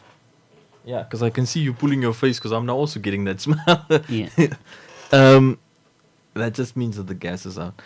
Would it not mean, specifically in that dimension, that if we had to look at monitoring all activities on the same resource, that rather something like Nila Lake would then, aim to basically achieve that goal. Instead of going now, okay, I'm only going to target communities in traditional authority zones and only work with them. But I am not dealing with farm communities, small towns that are close to other particular rural communities who potentially can also derive impact or generate impact or enforce impact in one or other way. Because Helmut, a nice thing about this label of Nila Lake, I will never get over this abbreviation. This abbreviation is literally the end of me. Namibia integrated landscape approach for enhancing livelihoods and environmental governance to eradicate poverty. So, okay, since I've identified and I've been warned about using poverty since it's a political term. Poverty is a political term? Yeah. Where is this headed? I told you last year why the motivation was about watching out for poverty, the word poverty. Because poverty just says you are just poor. But if you say, if you look at what does Dwight have, what does Helmut not have? Or what does Helmut have, what does Dwight not have? You see deprivation. Look, man, if it's technically accounting that you monitor if you use the word deprivation versus the word poor, because poor just says you are poor. Look, man, my point is I'm broke. Calling me financially challenged is not helping. Because no, but that is the adequate label. Financially challenged. Yeah. Bottom line, you're broke, dude. Because at the end of every month, Helmut, there's a spike in you're financially unchallenged. I know that part. All of so a sudden, I lose appetite for the food in my kitchen. We know the drill. Yeah. Halfway it's a switch on, switch off. Switch on, switch off. No, money doesn't change me. It's a wax on, wax off. Money doesn't change me, no. Money changes you every end of the month. Hey, people become motivated, John. Yeah, and actually, considering the point you just made earlier about how crime statistics seems to spike from Thursday, Friday, Saturday, all the way through to Sunday, literally, and then they just quiet down. So every once a week, from Thursday to Sunday, money changes every one of us, and then we come back again and motivates people. There are motivations. But yeah, so you were still saying, look, there are two events that have taken place. One last year by the representatives of the Ministry of Gender in the Zambezi region, where they met with I believe with the constituency councillors, where they were just looking at some backyard gardening activities taking place in the region. More like they were just trying to assess the progress or the challenges that are being faced by backyard gardening type of activities in different constituencies. So So there's that type of agricultural, small scale agricultural initiative taking place. Now that's this is coming from last year. Now this year we just learned that Omaheke from the State of the Region address recently held that they have a lot of backyard gardening activities going on in that region. Now you have all these things going on, on a small scale, agriculture-wise, which is a good thing. We have, these events that are taking place. I mean, the backyard gardening activities in the Maheke region, the governor is aware of them.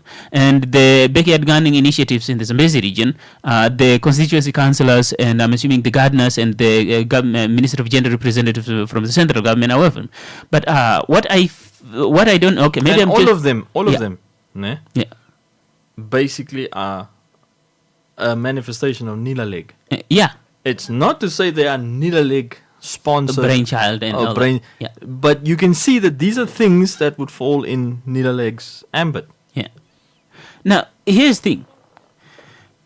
I don't see the equivalent of that with regards to small-scale mining. Yes. Because it's one of those things which is just, it seems to be flying under the radar, or unless I'm not just digging the information deep enough. Helmut, which has been my surprise as well in terms of how not just the government, but every single Namibian has approached Namibia with categories, silos, classifications, baskets that tries to split one train of thought, one school of thought from the other. Yeah. Helmut, you cannot come and tell me that the word environment does not include fishing. It does not include the seas and all the aquatic freshwater bodies inland of Namibia. Those are environments. Those are environments that have to be with Ministry of Environment. But for some reason, fisheries was thrown into agriculture, water and land reform. But then fisheries, agriculture, water, land reform, which sounds more like a mini-me version of Ministry of Environment. Because the Ministry of Environment is the word environment in it, and it's a massive word. That word means... It's broad enough to encompass everything. Exactly. Because why? Because that ministry is responsible for every animal, every plant, every insect, every bird, because a bird is not an animal, just so that you guys know. In terms of looking at okay, a bird is an animal. In the kingdoms of... What's that word? Is it the taxonomy, the classification? And no, you are still too far. Yeah, you are right. Taxonomy, you are right? You are right. But the kingdoms that exist in Animalia, because they had to split Animalia away from viruses, bacteria, fungi, and there's another dimension. And plants. They had to split them away from plants. So what you get in the kingdoms of Animalia, you get the mammals, you get the amphibians, you get the reptiles, you get what's birds? Wait, aren't birds what are birds? Aren't birds just birds? No, it is birds like in basic English. Yeah. But they use another label because birds are different from reptiles. Although a bird is a reptile. Huh. Yes, they both have dinosaur linkages. Birds and reptiles. Yeah. Hence the reason also why you can't think of a crocodile as a reptile. A crocodile is a dinosaur, Helmut. That's what I've been thinking about. A crocodile would be a reptile. And a rhinoceros is a very old mammal. It's a prehistoric mammal. Meaning it's a mammal so old that it survived for so long in Africa specifically. Because if you look at a rhinoceros, it looks pretty weird. Yeah. It's the only mammal that has horns on this part of its face. Yeah. Up to the nose. A rhinoceros is a very old mammal. That's why it's a unique mammal itself. They call it's a mammal apparently that comes from the time of the mammoths and the saber-toothed tigers. That's how old a rhinoceros is. So when we look at that classification specifically that takes place, why would Ministry of Environment be responsible for the natural environment, which includes forestry, which is plant life, and then have tourism thrown in its labeling? Yeah, makes sense. But then you go and split all the extractive measures and put them into two ministries separately from that ministry. If you that would be a super ministry. If you wanted a super ministry, if you wanted one ginormous, and I'm using here a word that is just an absolute, two words glued up together. Not just glued up. It's technically, I'm actually committing a sin by using this word in English. Is technically that should have been our super ministry, not Maysak Goederse. Now the education guys have to define what is innovation right next to education. And then I watched the TEDx yesterday where a guy was saying, a British teacher, since we are using the Cambridge system in Namibia, which is our education system, the guy said, we shouldn't be using exams. He's a British teacher. He's a teacher, former teacher. We shouldn't be using exams as the test to basically see whether you remembered the year's work.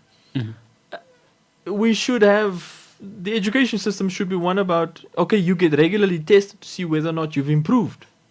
That's it. That's it. Instead of testing you to see whether you can How pass. much you have read last night. Yeah. Okay, my turn. Hold on. Just let me finish my story. As I was saying, My man, you've been finishing your story for 10 minutes now. Even my chassis is getting warm. Just give it more eyes. Anyways, long story short.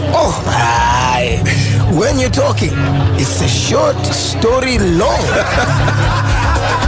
Short stories turn long. Go best together with Tassenberg. Not for persons under the age of 18. Enjoy responsibly.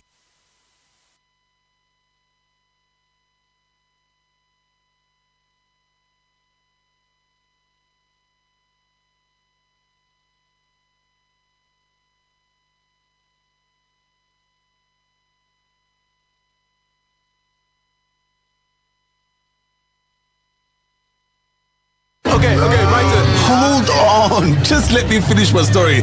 As I was saying, My man, you've been finishing your story for 10 minutes now. Even my chassis is getting warm. Just give it more eyes. Anyways, long story short. When you're talking, it's a short story long. Short stories turn long. Go best together with Tassenberg. Not for persons under the age of 18. Enjoy responsibly.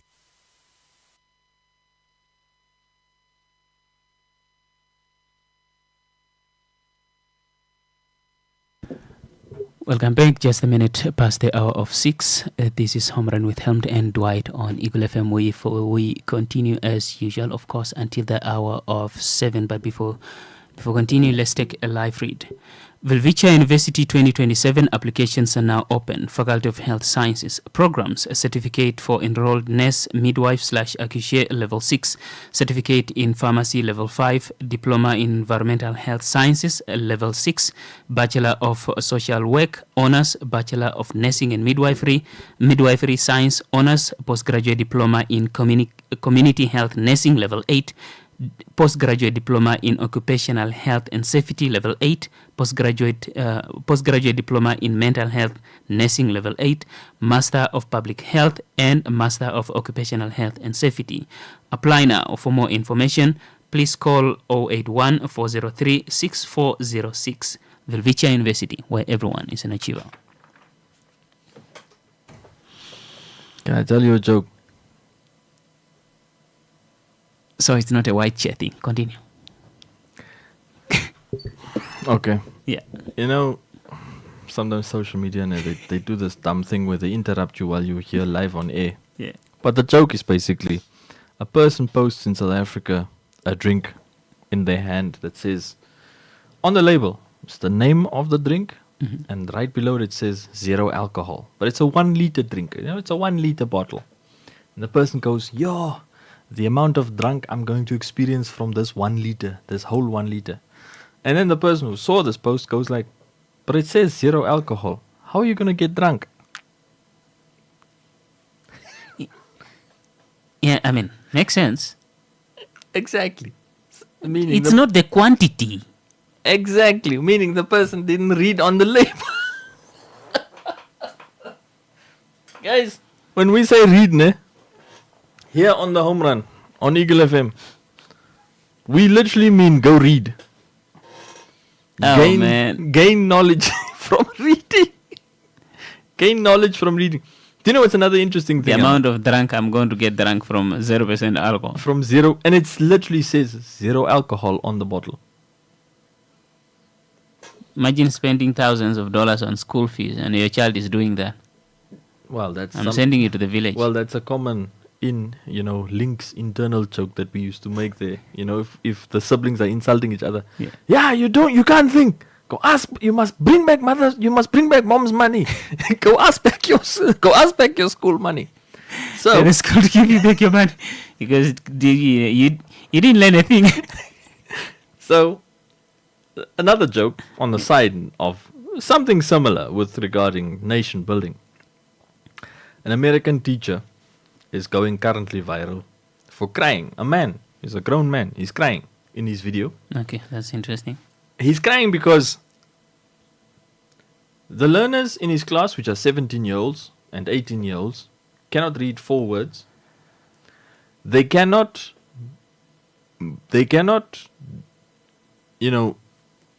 tell him back what they understand of 2 paragraphs. In English, their mother tongue in the US, homeboy was crying in his video. Which has been I think I've come across a lot of videos of teachers coming out of the Western world, especially the US, of them basically just okay,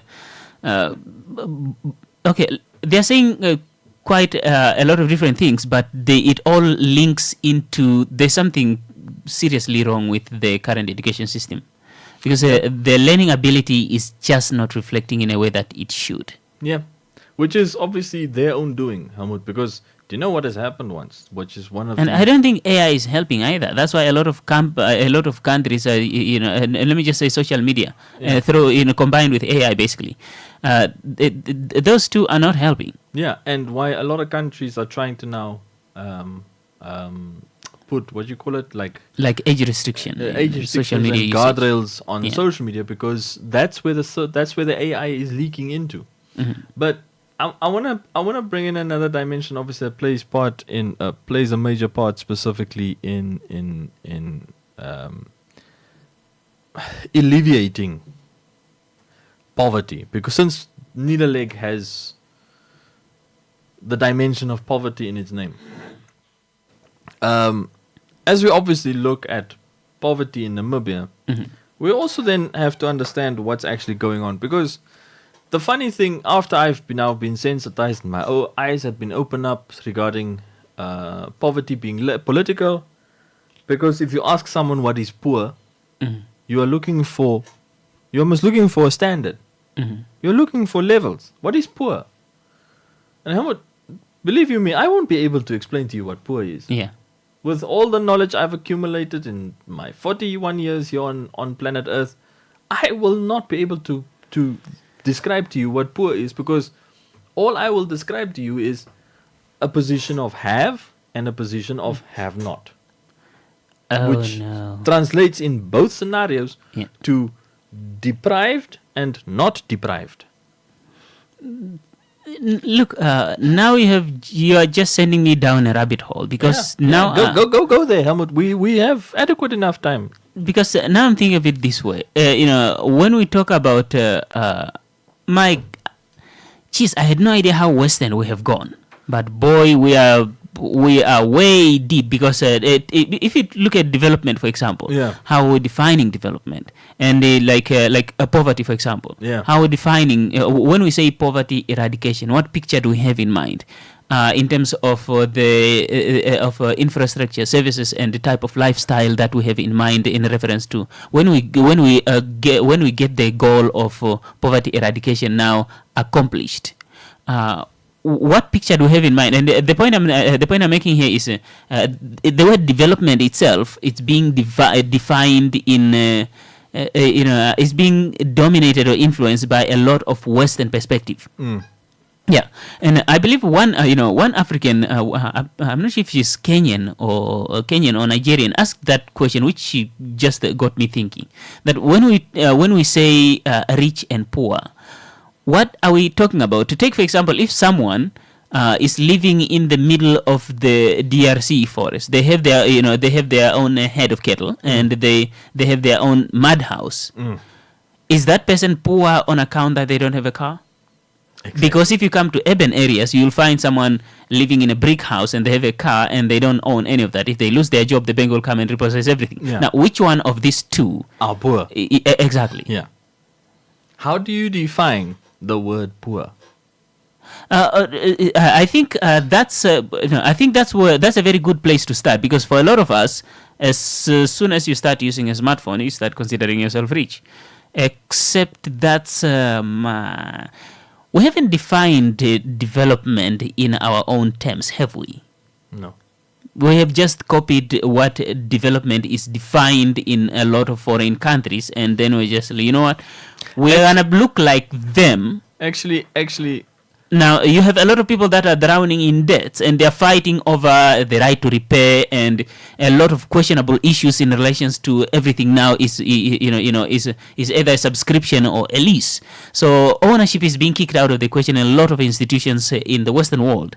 But that's what we want here, and we are calling that wealth. Right. It's actually, Hamud, it fits into a conversation. Hang on a second. Are we that stupid?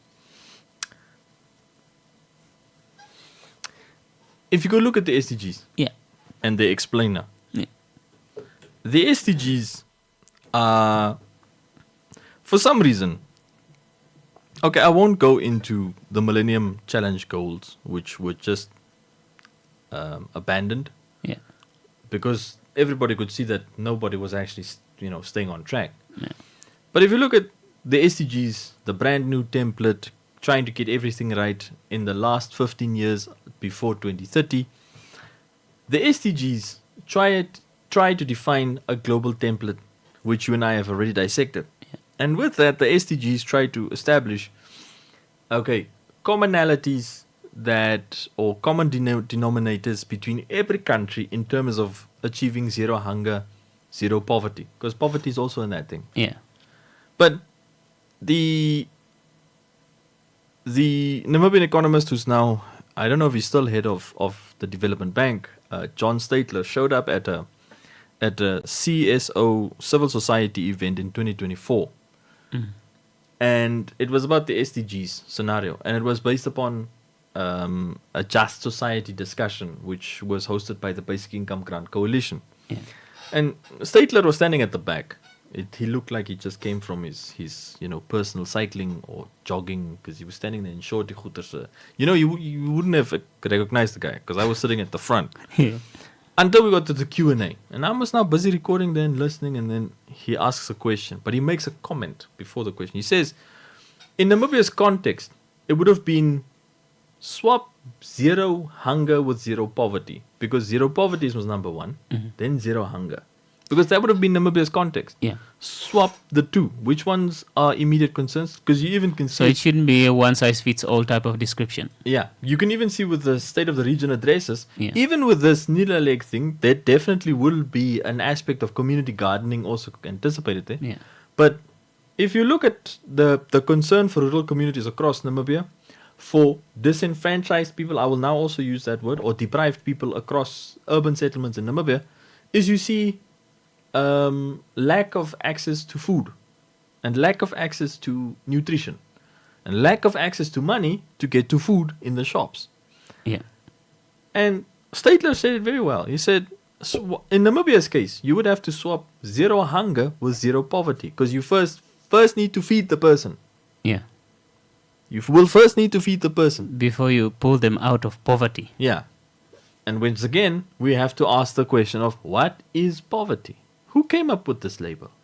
Because if you see deprivation, which is the example you also just now, elegantly illustrated, then you continuously just see deprivation, Helmut. You can't see the word poverty. Yeah, but even the word deprivation itself now, in reference to my example, brings all kinds of questions, because if you find someone, take for example someone that's just content with what they have built for their community in the some native who is not very urbanized. Yeah, you are just it's just you and your family and your hunter gathering, like a nomadic lifestyle in the middle of the Namibian large landmass. So the question that comes, if I describe your condition as poor, or you'd be asking me, okay, I have my family, I have my health, I have my food. It was a wonderful hunting day today. If you are calling me poor, what does that mean? Yeah, because you'd have a lot of explaining to do with with regards to what do you mean by I'm poor, because according to me, I have everything right here. Now, if you say deprivation, for example, they're going to ask you the exact same thing. I have my family, the water is right there, I can get it for free, Mother Nature provided. Then there's my mud house, which I don't owe the bank a dime, or anyone a dime. I don't need electricity because I've got there's fire here, there's firewood and everything. And I'm sustainably living off it. What am I deprived of? It will be a very interesting discussion to have, which is why it also now this is why I actually like Bhutan. You know who I like? Who is that? Apart from Principe and Sao Tome. Not like a tourist destination. I'm talking about where your needs are sorted. I had a look once again, or somehow, somewhere, Austria popped up on my YouTube feed once again. I'm starting to like Austria a lot more. Austria is a baby version of Germany. In the sense, okay, they're currently like 5 or 6 or 7 million people. But the baby version I'm talking about is the interventions into daily life to make your life as an Austrian as easy peasy lemon squeezy as possible. That's also good for Germany. Which is Germany, basically. It's also very good for Germany. The easier life is in Austria, the less likely painters are gonna move. Failed painters are to be to be cultivated. You don't want to cultivate. You don't want painters moving through. No. Howard, there is, I think there is an AFD linkage once again. There was a guy. Look, the problem with Germany is, if another painter goes loose again in Austria, they find themselves in Germany. Poland is also caught in the crossfire. Now you see the problem. And Poland always has like. I swear, Poland is always caught in the crossfire. Any European, like a general that goes nuts and want to invade a country, their first go-to country is Poland. Most likely going to be Poland. For some reason, Poland is always just. I'm sorry if you're Polish. I'm really sorry. There's this video of a German Shepherd barking, and someone edited the barking sound with someone speaking German. That when someone pisses off your German Shepherd, so. No, they should have had Dobermans. They should have had Dobermans because a shepherd is a shepherd dog. Look, man, it's the comment section that killed me, because some guy wrote that watch out. He could be planning to invade Poland. Oh my goodness. Yeah, it's only us humans that would say stupid things. It's only us humans. Look, the thing about social media is wherever I find a funny video, I know that the comment section is like 10 times funnier. Will definitely be on fire, the comment section. So we don't want, we're not looking forward to any, painters. So you're finding Austria more interesting. I'm finding Austria a lot more interesting in that scenario.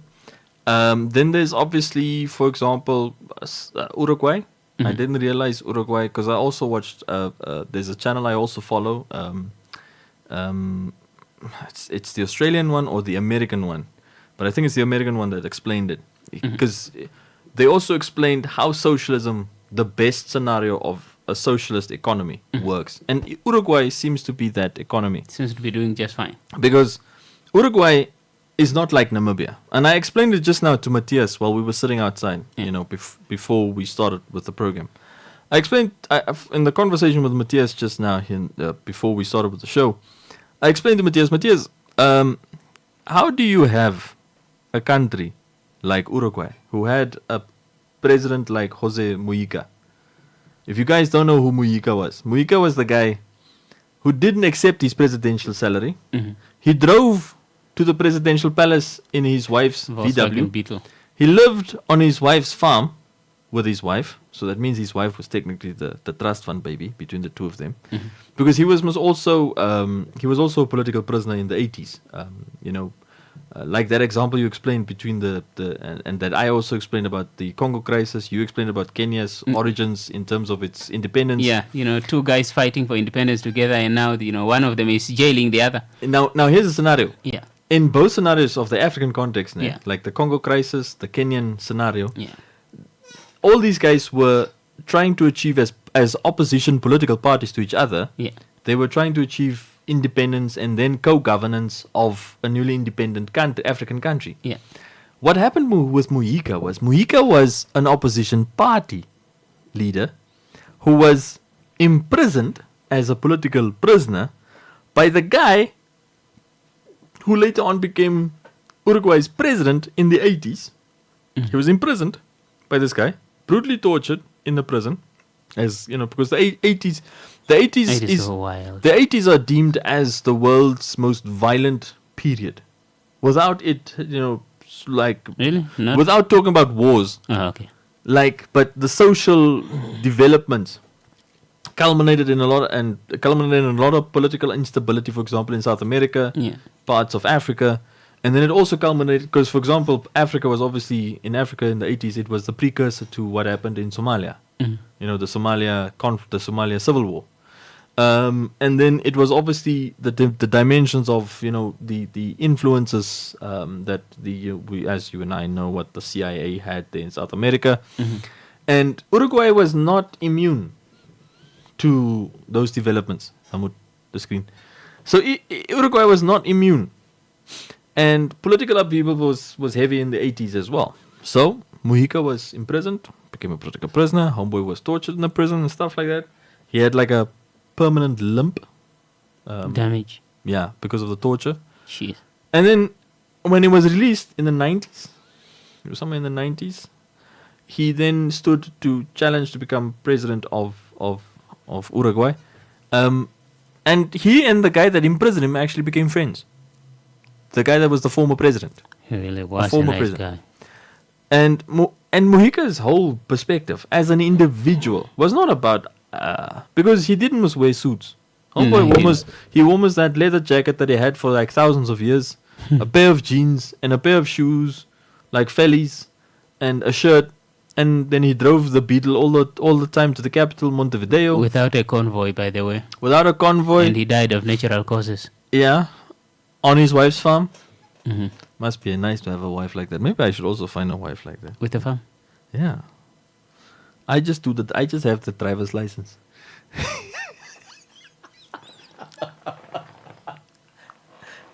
You see how much that's the kind of life you should aspire for. But anyway. So right. Let's start with the biggest problem here. Well. For you and I and everyone interested in this dimension. Conversation topic. Poverty eradication strategy.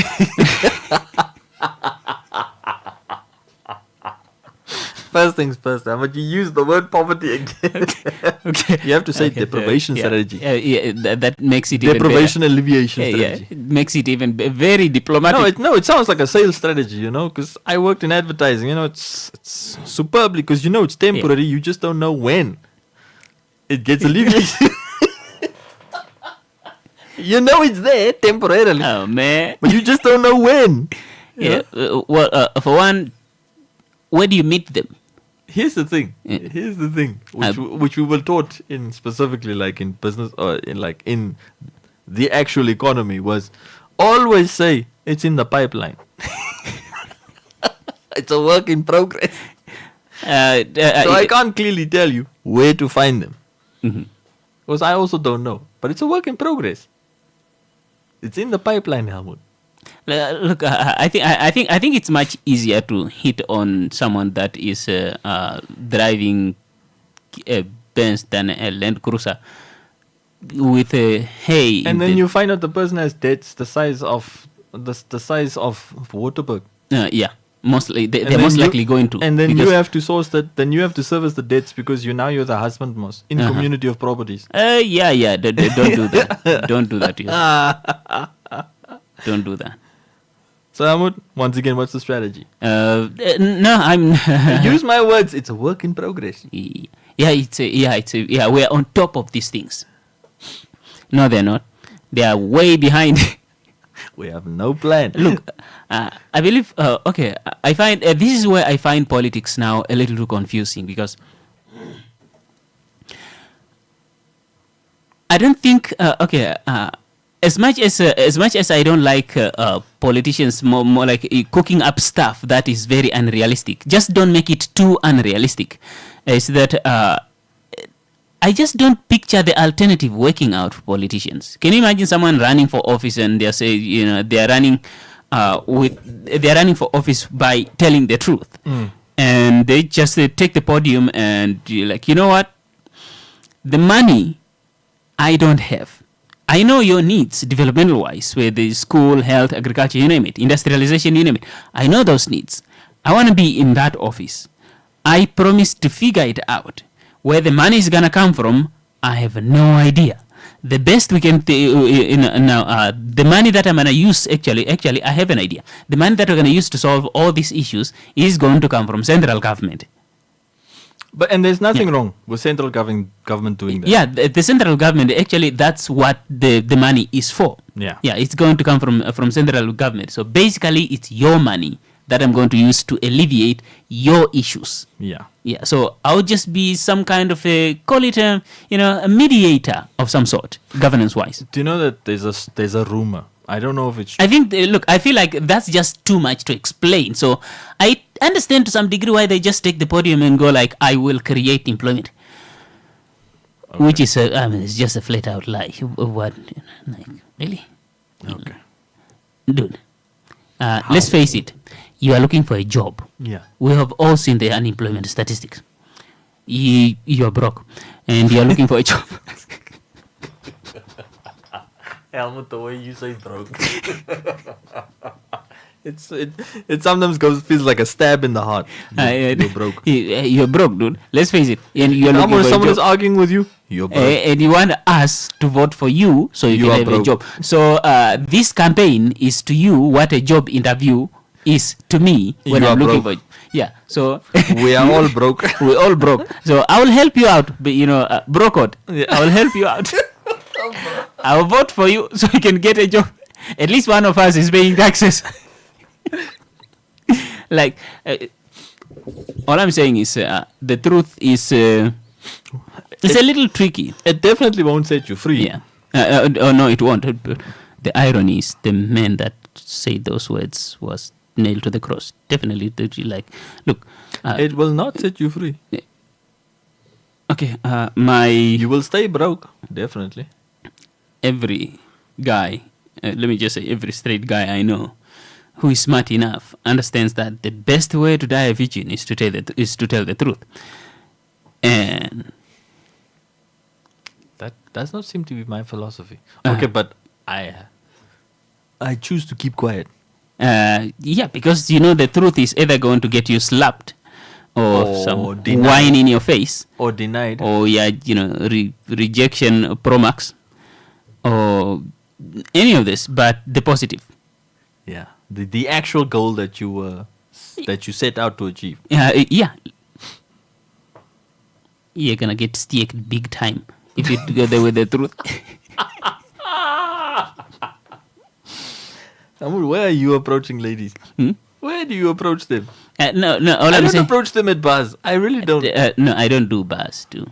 I really don't, because it's either there's a boyfriend or there's a guy who claims to be the boyfriend and then he is there playing stalker bodyguard mannerisms. And the moment you approach her, then all you see is all you remember is that you waking up literally Monday morning in Karatura Hospital in the emergency ward because you got panel beaten. Oh yeah, besides panel beaten, but you got literally ragdolled from somewhere else, which you didn't expect because you didn't see. Look, man, when I decide to go out, I'm terrible at multitasking. So when I decide that, okay, tonight I'm just going to go out and have a beer too, I'm literally there for a beer or two.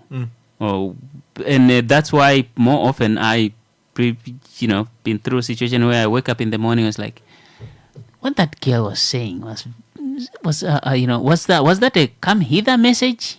Because I have no idea. 5 years down the line, they are telling you, yeah, but I was hitting on you. Really? That 5 years later, my 5 years later. My goodness. 5 years. I'm calling my grandma because this is personal. 5 years later. Yeah, you ladies must also work on your communication skills. Please, we can't smell hints. No, look. One thing I always say, joke about with my lady friends is that we don't need hints. We need subtitles. Put it out there. In a PowerPoint presentation. Yeah, in PowerPoint presentation. With a pointer. Because I know that if I just, if I misread you, I'm going to end up behind bars. Yeah. Yeah. And I do not want to be there. Commercial break. And I promise to be serious on the other side of the break.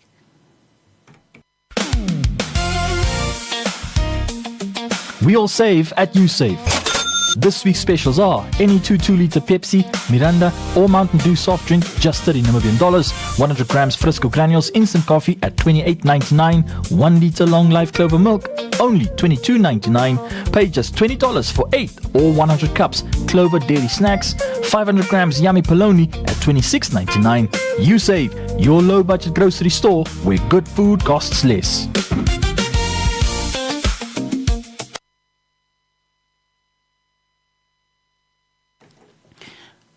Welcome back. So we have. Can we just use the 30 minutes to talk about one of my favorite discussion that took place in this in this engagement? That is not just you have information gathering that seems to be very techy because they don't have paperwork. They just have they are more techy than papers in their information gathering.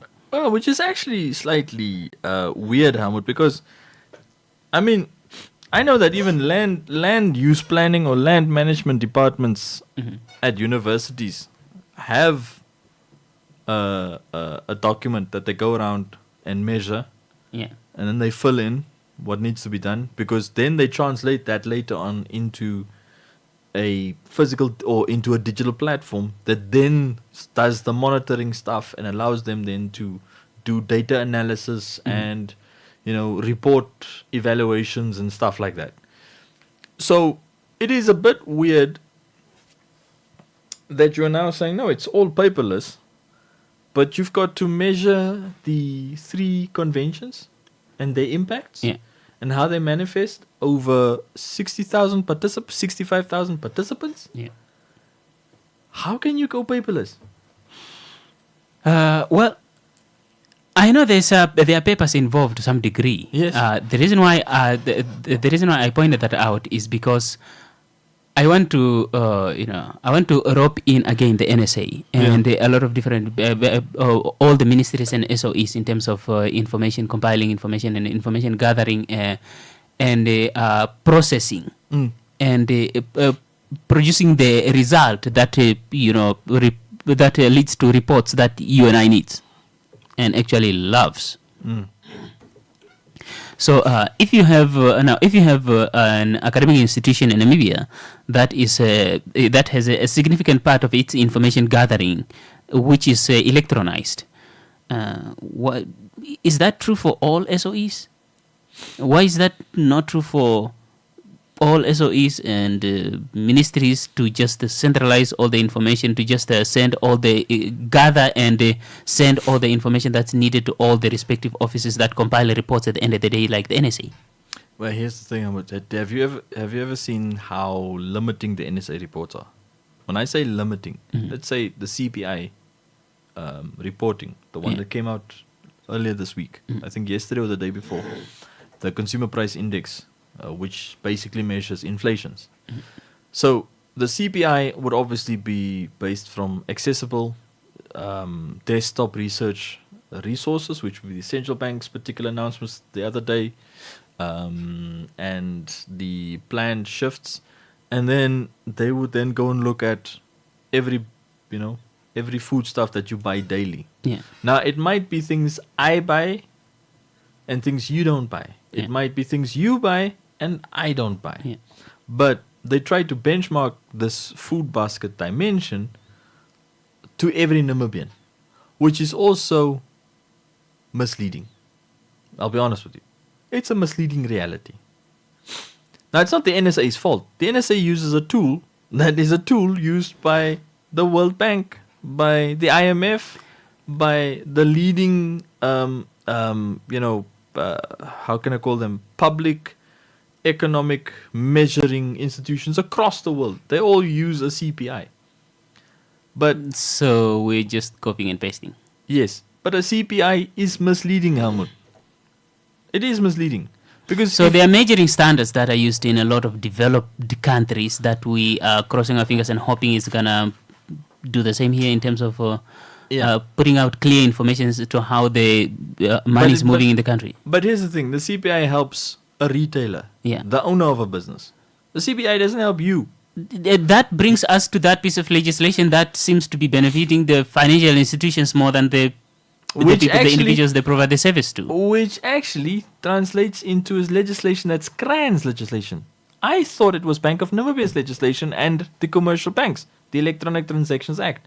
It's CRAN's law. Okay, so then you are talking about ways of solving problems that are institutional based rather than reality based. Exactly, they are prioritizing the institutions rather than the consumers, the society.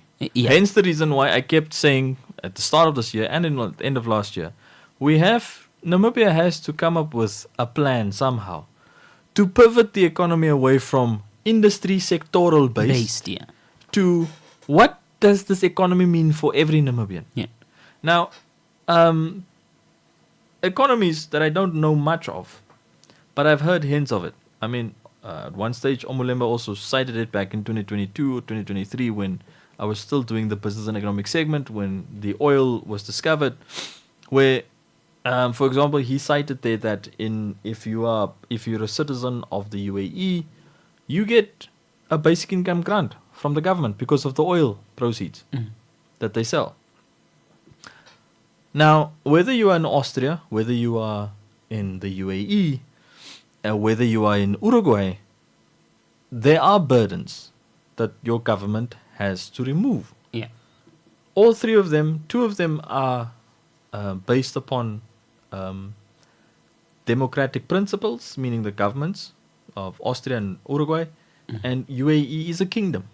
Yeah. So we have to ask questions in terms of what did those three separate economies do to make sure that actual beneficiation, poverty alleviation, which is deprivation alleviation, how did that manifest? UAE stuck money in people's pockets and monthly. That's why. Do you know, Helmut? There's a research paper, and you can go look for this research paper online. There's research papers that economists have done about the longevity of countries who are oil producers from the earnings of oil. What happens to their economies and their labor forces? And I was shown one about the problem for the UAE, for Kuwait, for Oman, for Saudi Arabia, for Qatar and Bahrain, is that if the whole world moves away from oil, the just energy transition, what then happens to those economies? Because they are almost the reason for the petrodollar. And what happens to their everyday way of life, for the everyday citizen in those countries? The one guy did a research paper on why are there so many foreigners in Dubai or in the UAE? You know, where are their people? You know, if you look at South Africa's argument with March and March, Operation Dudula Goederse, it was based upon the foreigners are taking our jobs, versus I don't have an issue with foreigners in my economy. Yeah, please come. You must just be here legally, asseblief. Yeah. Not that comment of the other day that you guys called my supervisor who dropped me a WhatsApp and said, yeah, I'm apparently sounding xenophobic. No, you should be here legally. Because if I have to prove that I have to get legally to, let's say, to Germany or to Russia, I can't go and break another country's laws, which technically shows a great misleading dimension in terms of how many people think in society. A lot of you think criminality is a way to achieve, is an end. No, is a means to your end. You will commit any crime for the sake of just doing whatever you feel you want to do without thinking about the consequences. So that's problematic. And yes, I'm preaching so that you know.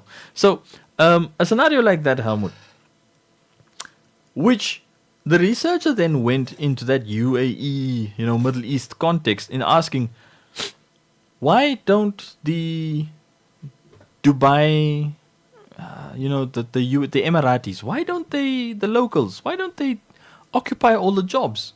Like from low-end paying jobs to the high-end paying jobs, from the entry level to the executive and strategic jobs in the economy.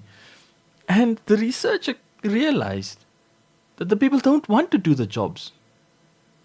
I think that becomes very apparent in a lot of developed countries. The more a country develops, the more a lot of its people shy away from a lot of what it describes as menial jobs, like your cleaner, for example, and a lot of hospitality-related, related jobs. They just want to do, just the high-level, mostly blue-collar type of jobs. The best example that I heard of, besides reality punching you, giving you an ugly, bloody nose, I say bloodied nose, was an example my sister used to use when she lived in Johannesburg, of a very famous South African TV presenter, a news presenter, who got a contract in the 2000s to go and work for BBC or Sky News in the UK. Now, that was one of the opportunities that South Africa's economy allows for. You have a gateway through the South African economy to work any place in the world. Namibia's economy is not like that. I have to stress this. Namibia's economy is not like that, which is been one of the frustrations for us Namibians, because the bigger concern is that people will even ask you, like you and I have realized on gaming internationally, is like, where are you from? Namibia. Libya. Namibia. Nambia. No, Namibia. Oh, Namibia. Africa. Yes. Where? People don't know us. I'll be honest. But everybody knows South Africa. Now, the concern from that kind of a thinking, which is a very basic illustration I'm showing you. That lady was offered a contract out of the UK from South Africa. She went, started working, and then because she's a TV presenter, the local British audience didn't like her English pronunciation. I can imagine. Now, you are bringing a South African where the South African audience is used to that accent. Yeah. You're taking a South African to the UK. And you're not even putting the person on BBC International. You're putting the person on the local BBC channels. To deal with the local British audience. She lost her contract.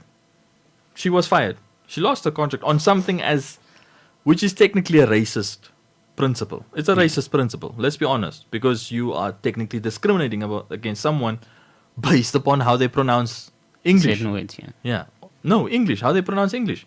So she got fired, and the story was broken in South Africa at that stage in the early 2000s that this prominent TV star, media personality is working as a retail packer in London.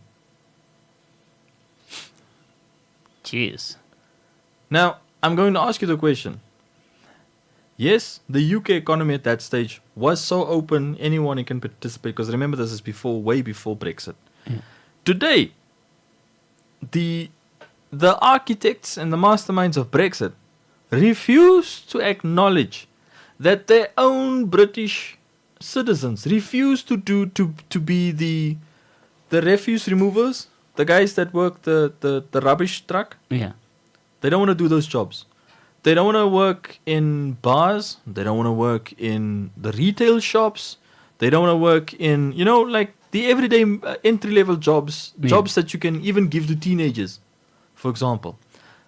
Those and there's obviously categories of those jobs, because in some cases you would need a license. For example, working with a rubbish truck, one of you has to be the driver, and the driver needs to have a code C. What's a truck license? Code C, ne? Yeah, must be. Yeah. Or either a code C or higher. Yeah, you must have a code C license, ne? And you must have you must have an international license if you're an international person, a license recognized by the British authorities. So you have scenarios like that. Or there are factories, and you need labor for the factories because the locals don't want to work in those factories. Those are realities that exist, which is realities that were even seen in a GCC country, an oil-producing, petro-dollar-supporting country. The locals don't want to do the jobs. They don't want to work in the malls. They don't want to work in the local retail shop. They don't want to, because earning the oil money is nice. We take an ad break, guys. We come back afterwards. Okay, right then. Hold on. Just let me finish my story. As I was saying, My man, you've been finishing your story for 10 minutes now. Even my chassis is getting warm. Just give it more eyes. Anyways, long story short. Oh, aye. When you're talking, it's a short story long. Short stories turn long. Go best together with Tassenberg. Not for persons under the age of 18. Enjoy responsibly.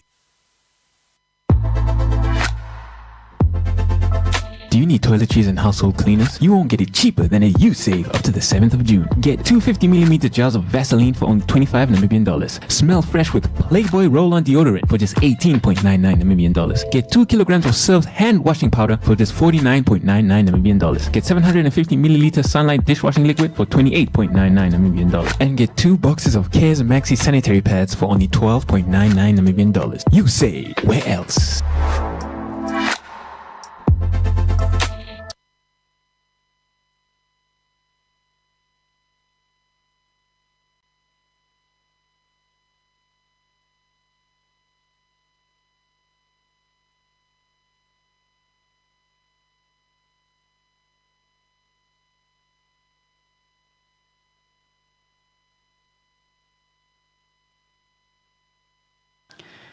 Welcome back, and we continue. We have 14 minutes left to go, so we're still on social grants and basically, more like social safety nets and how a country's development seems to impact the. The more it implements a certain social safety nets, a lot of citizens of that particular country seems to shy away from a lot of jobs. They become very picky when it comes to the type of jobs that they're willing to do. Yeah. And this is where you see a lot of immigrations now taking place. Yeah. That's where you see a lot of countries opening up their borders, saying, oh, you know what, we need maybe this number of people in this type of industry. And I believe a lot of countries in Europe, like Germany, are already doing that, especially when it comes to healthcare. Yeah. Yeah. But if you look, if you look at the Brexit guys, one thing that I found very fascinating about politicians was who is this? Boris Johnson was interviewed. He appeared on BBC where he was asked was it the interview of this year? Yeah, it was the one for this year. Yeah, and one of the discussion they had, I'm not sure if that was the primary discussion they had, but the discussion ended up taking the direction of Brexit. Boris Johnson, with a straight face, said we didn't have a plan of what to do after Brexit. And that's when I couldn't help but think, okay, first of all, I appreciate the honesty. Second of all, citizens have got to listen beyond the rhetoric coming out of politicians, because for 90% of the time, these guys were spearheading the whole thing. They even brought out statistics on the economic advantages that their country would, that their countries would benefit after Brexit. And now Brexit came, and they were just looking at economic negativity after economic negativity, and you appear years after you wreaked havoc, the country's economy literally with your and you're saying you didn't have a plan, and he look, he made it worse by saying we didn't think it was our job to come up with a plan. I'm like, okay, you know what? Again, I like the honesty, but this is where citizens, this is not the time for I'm not into politics, because believe me, you can imagine you have a lot of people that basically rallied behind that. You don't have to imagine, because they were a lot of people that rallied behind every politician that was pro Brexit.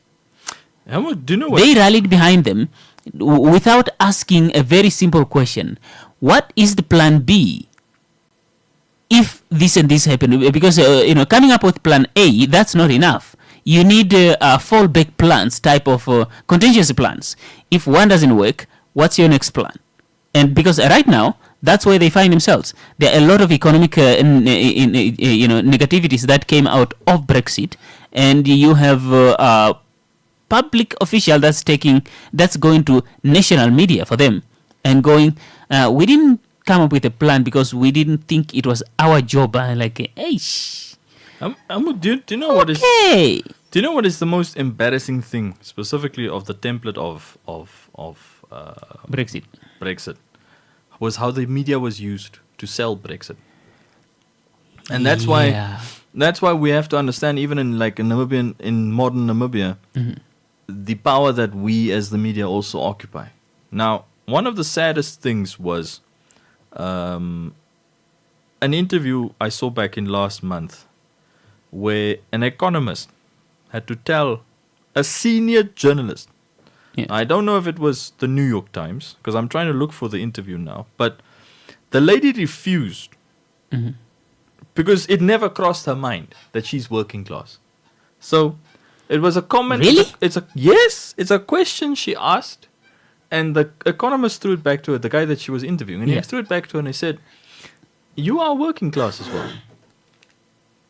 And she asked him, how?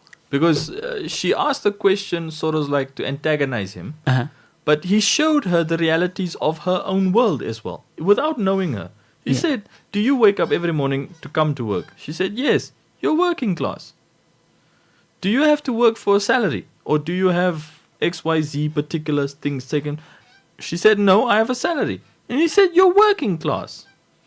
And it was in a dimension whereby you can see this in like profound scenarios, even for example, like with, if I can say, like people who are not the business owners of a company, but they are like just high paid executives of a company.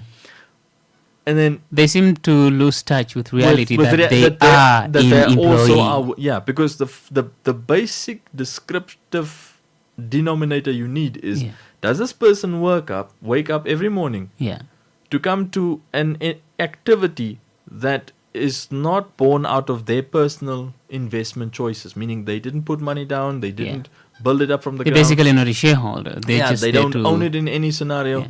They come and they earn compensation for the time that they invest in that activity. And if you can prove it, you're working class. So you have some execs that are so high paid, they have seem to have, they seem to have forgotten that they are working class. Yes.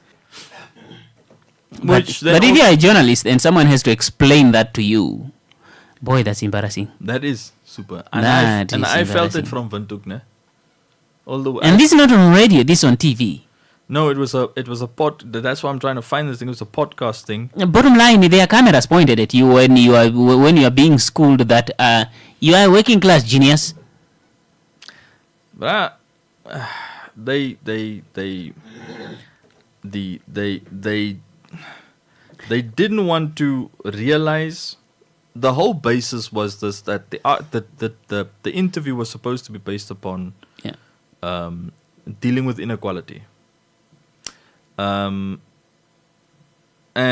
I don't know if it was I don't know if it was Varoufakis or what's his name? Oh man, what's the guy's name that I follow? Gary Stevenson.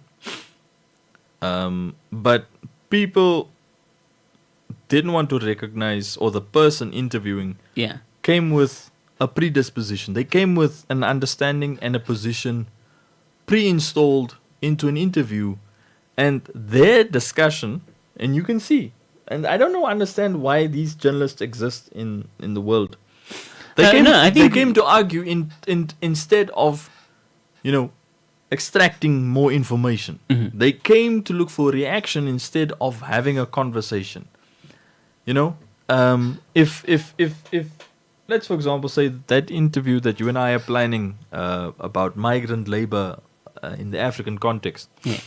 I'm not going there to now interrogate as if I'm the police. Someone who I will rely on for their experiences in life. Yeah. Now, yes. Oh, yeah. Oh, much of Western mainstream media seems to tailor their questions in trying to come up with a gotcha moment. Yeah, the gotcha. The gotcha question. It's a curveball. You can see that the respondent is comfortable with the questions, and then a question flies in like this. Yeah. Now, I don't know what there were a bunch of people that used to send me questions like that, specifically when during President Geingobb's COVID briefings and stuff like that. Yeah. And I could see these were gotcha questions. Okay, but is Is that about informing someone, or is that about informing people or sensationalizing? Yeah, and that's what comes out of it. And that's why I also realized how dangerous politicians are in Namibia. Even during that period of the COVID pandemic, politicians were willing to use, politicians from opposition parties or whether they're from the same party, were willing to use the media to throw jabs at each other. And you've got to ask this particular question primarily, Hamid, because in some cases, let's be honest, there are mean people in this world. Yeah. They're not mean because there's a cash incentive. They are mean because they are just mean. You saw the things are not working. But it also doesn't mean to say in terms of information, in terms of dealing with people that every Namibian out there shouldn't approach you as a fellow Namibian in terms of conversation. But 5 years is long enough for me, Hamu, to see the kind of Namibians we have in terms of how they wish to work with each other and how not to work with each other. The best example is not to work with each other. There's now once again some political furor going up about politicians between each other, throwing mud at each other, taking each other to court. Now a judge went and told one of those said particular parties to the mudslinging activities, you better apologize to me or else. And we are seeing more and more in every 5-year span how the politicians, the new opposition politicians, come and waste time on things that are not of national importance. I'll say it to now, Helmut. I don't care about your bank balance. Yeah. I don't care about your bank balance. I hope you don't care about my bank balance. The defining denominator we currently have in front of us, when we all have to wait patiently for it, is how, for example, all the green industries are going to achieve the industrialization goals for Namibia. Yeah. Because we've got to see in the next 5 years since last year whether or not President Nandi Ndaitwah will actually allow and her government will actually champion greener industrialization. A fellow journalist that I had a conversation with at that information as a human right discussion afterwards, she channeled, that's why the National Planning Commission is in charge of it. And I was like, well, from the track record of the NPC, national planning doesn't have the best record in public about actually championing national development. South Korea presentation. 2 minutes left to the hour of 7. Now, that's just wanted to throw that one. I mean, South Korea presentation, that could have been a Zoom meeting, but that could have been an email, Helmut. Yeah, right. That could have been an email. No one could have read it. They just wanted. That could have been a workshop for 2 people on a Zoom call, and then go and communicate that with the National Planning Commission's people. The problem with Zoom is it doesn't have an all-you-can-eat buffet, doesn't have SNT. There's no hotel. Exactly. There's no different culture to experience. To fly. You can't see a factory through the screen properly. Yeah. I mean, they can send you, you know what? It's Friday, so I wish I could have a long conclusion, but nah. Till Sunday. On my side, guys, let's see each other again on Sunday as well. Early in the morning, bright and early, obviously, with my Sunday morning take. And stay tuned for the rest of the programming after the break, guys.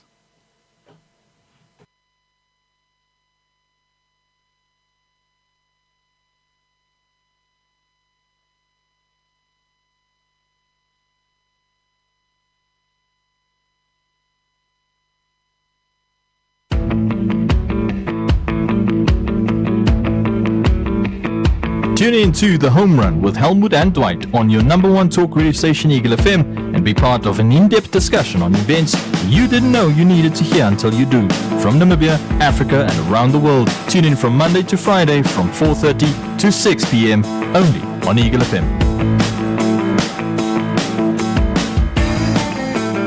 lipuranengelo wapumbwa eva tere ulikoni maondo toingida ashike kapeno nweko dite opoye ekukulile oshafafana nongeshe faili meholamo ihoetike kovano ile koshiwana onongeshe fa yapumbwa kukara ya kovano okupitiramo Eagle FM otuna ebitoda njuka okukwetera oipindi konu kondado inawa nuneudo otukwetera o special ngeta shake ngeshe fa omarudi dayo loka opone ushendi fenawa nokumona oijamoili nawa ningepata fanona monika ko Eagle FM onora itatu imwe mbali heali nola natu heali mbali no heali ile komberewa nora hetatu natu mbali o hetatu batatu o mafilane Eagle FM the eye.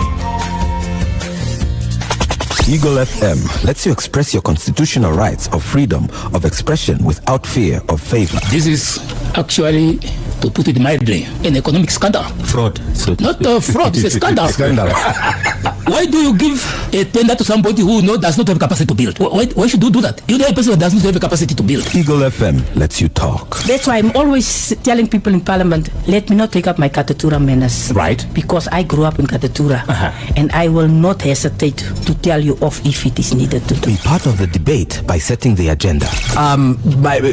My response in terms of Rwanda at 6% is that we had been there before. We've had 6% growth before. It's not something that Namibia has not achieved in the past, and it's not something that Namibia will not be able to achieve in the future. Eagle FM, the eye. My friend, why do you seem so worried? Ace, I'm planning an event for next weekend, and I don't know how to best get people to hear about it. Saima, don't worry about those small things. Contact Eagle FM today. Eagle FM has a dedicated team that can travel anywhere countrywide to broadcast live at any event, such as a promotion, organizational launch, anniversary, wedding, funeral, political or traditional and church events, and basically any event that you wish to broadcast on a national level. Call them now and talk to Monica at 081-270-3727 or the office number 083-288-400. Eagle FM, the eye. Eagle FM lets you express your constitutional rights of freedom of expression without fear of favor. This is actually, to put it mildly, an economic scandal. Fraud. So Not a fraud, it's a scandal. Why do you give a tender to somebody who does not have capacity to build? Why should you do that? You know a person that doesn't have the capacity to build. Eagle FM lets you talk. That's why I'm always telling people in Parliament, let me not take up my Katatura manners. Right. Because I grew up in Katatura. And I will not hesitate to tell you off if it is needed to do. Be part of the debate by setting the agenda. My response in terms of Rwanda at 6% is that we had been there before. We've had 6% growth before. It's not something that Namibia has not achieved in the past, and it's not something that Namibia will not be able to achieve in the future. Eagle FM, the eye.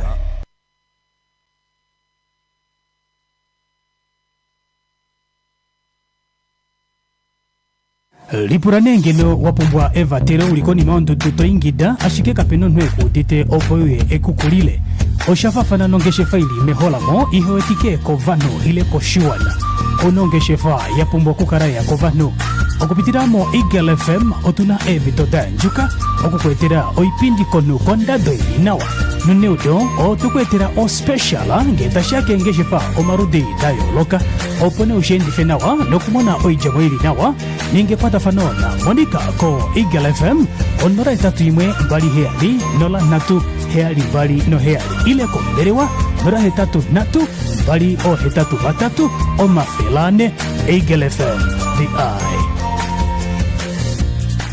My friend, why do you seem so worried? Ace, I'm planning an event for next weekend, and I don't know how to best get people to hear about it. Saima, don't worry about those small things. Contact Eagle FM today. Eagle FM has a dedicated team that can travel anywhere countrywide to broadcast live at any event, such as a promotion, organizational launch, anniversary, wedding, funeral, political or traditional and church events, and basically any event that you wish to broadcast on a national level. Call them now and talk to Monica at 081 270 3727 or the office number 083 2888 400. Eagle FM, the eye.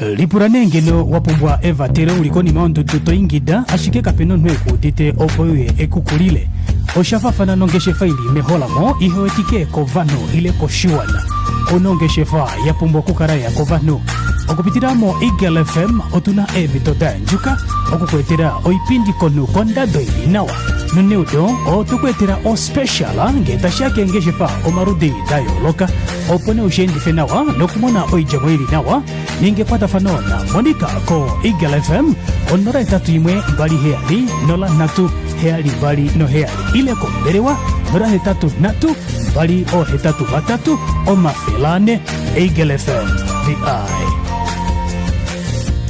My friend, why do you seem so worried? Ace, I'm planning an event for next weekend, and I don't know how to best get people to hear about it. Saima, don't worry about those small things.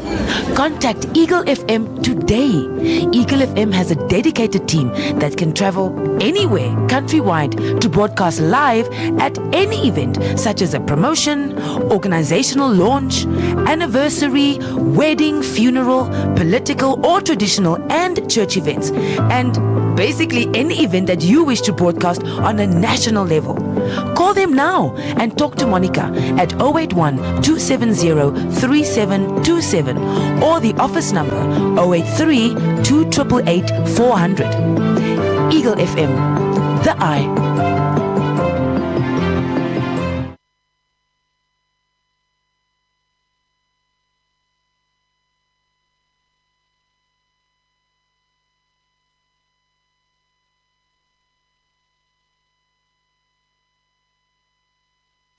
Eagle FM lets you express your constitutional rights of freedom of expression without fear of favor. This is actually, to put it mildly, an economic scandal. Fraud. So not fraud, it's a scandal. Scandal. Why do you give a tender to somebody who does not have capacity to build? Why should you do that? You know a person that does not have a capacity to build. Eagle FM lets you talk. That's why I'm always telling people in Parliament, let me not take up my Katatura menace. Right. Because I grew up in Katatura. And I will not hesitate to tell you off if it is needed to do. Be part of the debate by setting the agenda. My response in terms of Rwanda at 6% is that we had been there before. We've had 6% growth before. It's not something that Namibia has not achieved in the past, and it's not something that Namibia will not be able to achieve in the future. Eagle FM, the eye.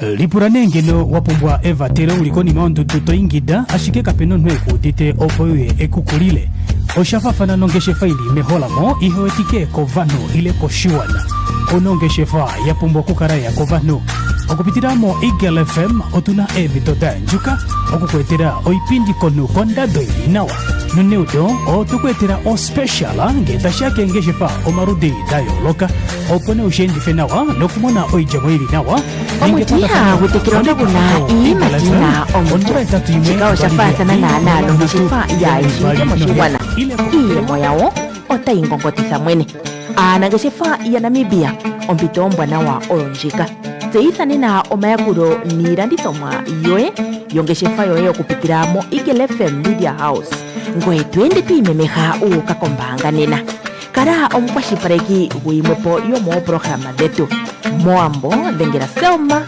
konora 81 33 oniyali Eagle FM the eye.